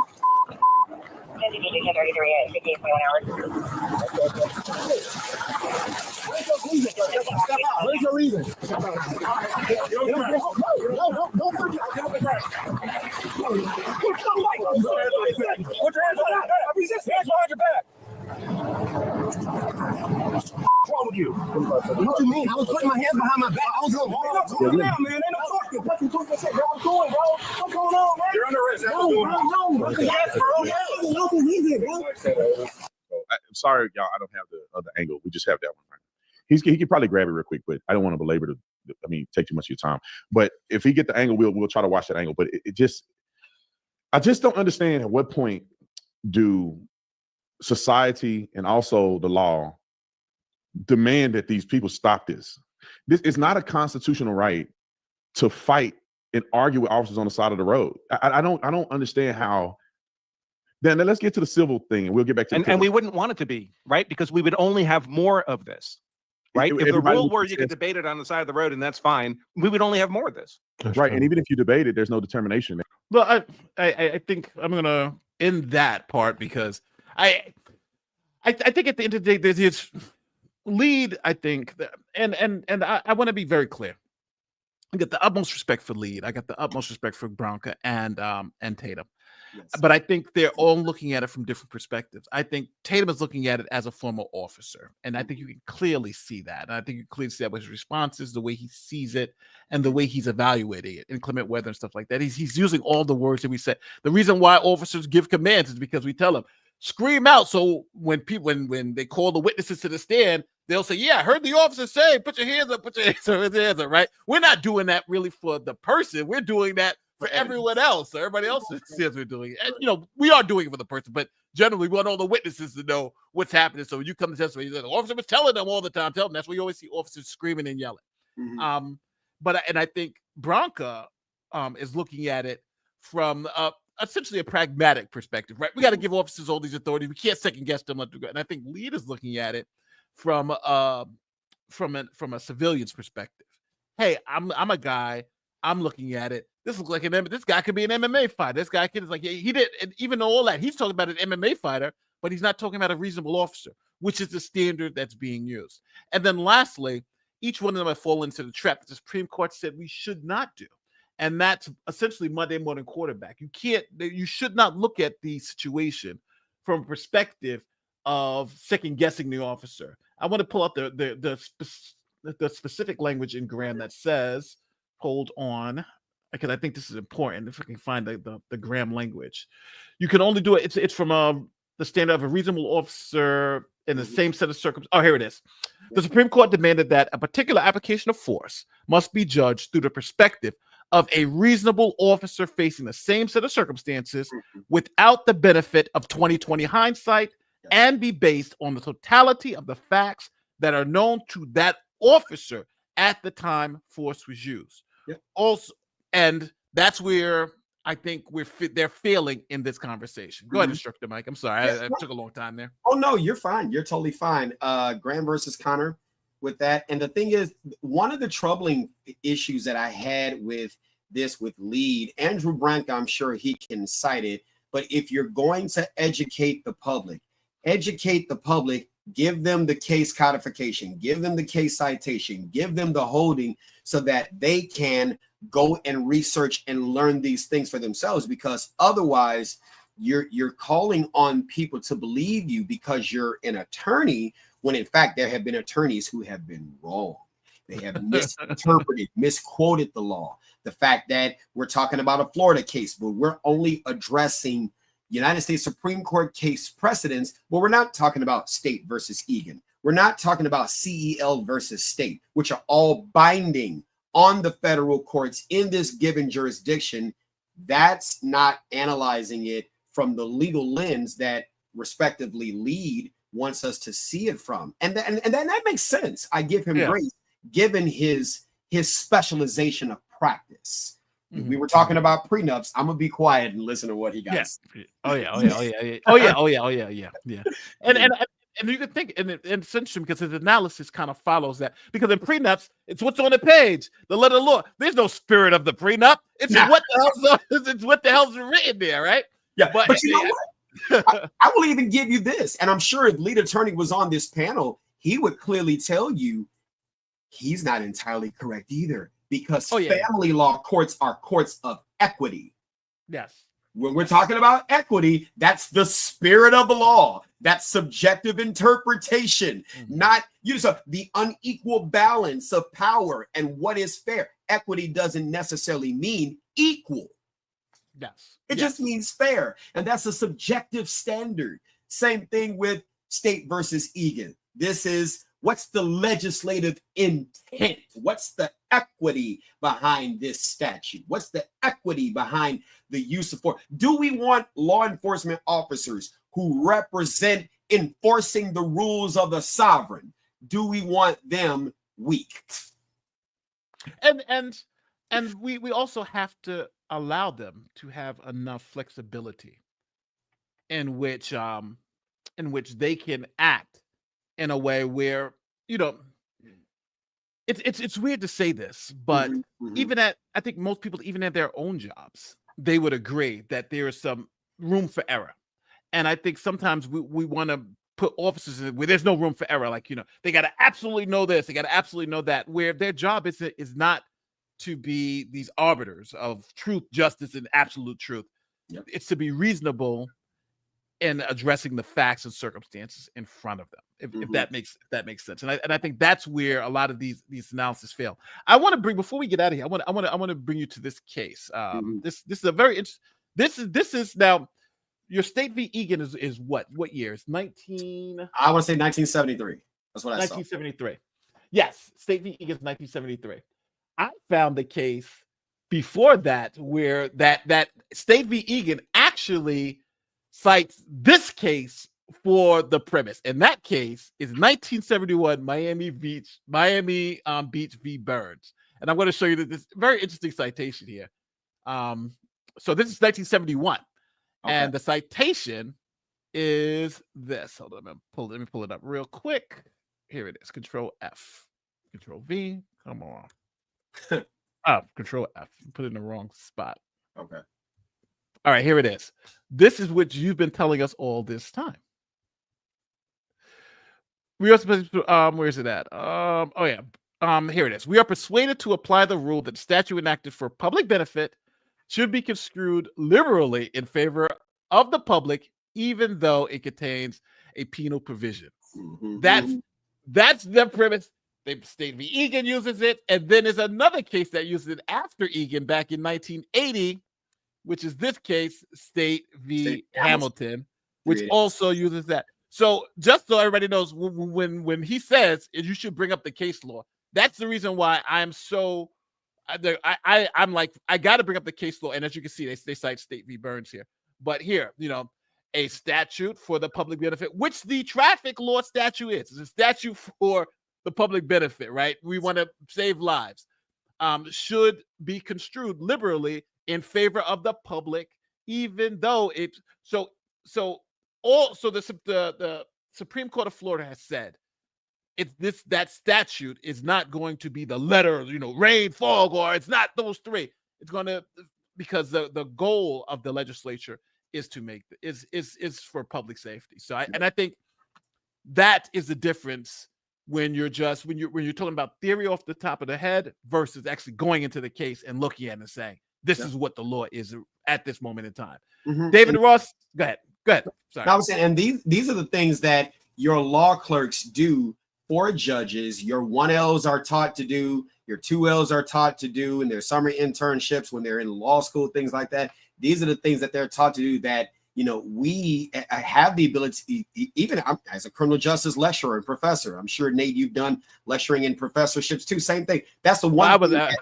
I was a law school professor, unfortunately. Hey, that's it. That's the one thing that I've done we're it so taught much. to do is to Yeah. do case briefs under the doctrine of stare decisis. This isn't anything special. Like uncivil law was saying, this probably just happened just a minute ago. This is a normal traffic stop. This happens every day in America. It doesn't even get the level of virality that it could get, and this is not a special traffic stop. There's case precedents that talk about this all the time. Yeah. Oh yeah. I'm gonna knock down a couple of these super chats. If he was white, and the chat would be saying if he was black, they would have shot him. I think they were talking about the case of the the guy from Las Vegas. Mhm. But again, nobody cried for that guy. What is it? Furtive moments. Any reasonable officer. Furtive. Yeah, Furtive movements. Any reasonable officer can suspect that he has a weapon. Yes. This is the Las Vegas thing again, which he did. No, he did not. The Las Vegas guy. So they're talking about the Georgia thing. They had to reach into the vehicle, which is always risky. Yeah, that's true. That level is in. Christina Ray, thank you. Don't forget the like button. Christina Ray, thank you. This is a very good point, though. You don't know. So, but again, the level of force is what was being argued. And if we were all governed by subjective spirits, what's that? Rather than. I just got an R there. Right, rather than the codified text. Then we are governed by whims of the miracle men, and the statutes are pointless. But the thing is that I think the problem is that you have to understand, like even with reasonable suspicion, which I keep going back to, a lot of people believe that that's in the Constitution. That is not in the Constitution. That was just made up. And the reason why it's made up is because there needed to be an in-between between I'm going to arrest you versus I can do an investigatory stop. And the Supreme Court developed that understanding so the society can move forward. Now, the argument against it is that, hey, you should just amend the Constitution if you see a hole in it. But that's such a difficult process, and we need to fix the issue now. So that's why Terry v. Ohio was very important to establish, okay, not all seizures are the same. Most seizures, you need probable cause. But in this particular instance, if you're just investigating something based on reasonable facts in front of you, you can investigate, stop, and question. Even though it's a seizure under the Fourth Amendment, it's not a seizure that requires probable cause. Mm-hmm. But with that being said, I'll give my guest the last word before we get out of here. The science of compliance, when you attach a value judgment to whether something is lawful or not, look, you have the right not to like it. You have the right to want reform. And I will agree there are some needs for reforms on both sides of the house, both of the civilian and of the government, but neither here nor there. You have to be a systems analyst in understanding what are the cards at the table when I sit down in this car and I begin to operate this vehicle upon a roadway. What am I going to encounter? Not just bad drivers, but the police. What are they going to see? What are other things? When you understand the system, you can operate within the system and come out on the other side of not going viral for becoming a precedent. Amen to that. And with that all being said, thank you, King Bucks, and thank you for all my mods out there. I saw Simos, I see Christina Ray. Thank you guys for doing everything you guys do. I really, really appreciate you. You guys are definitely the backbone of this channel.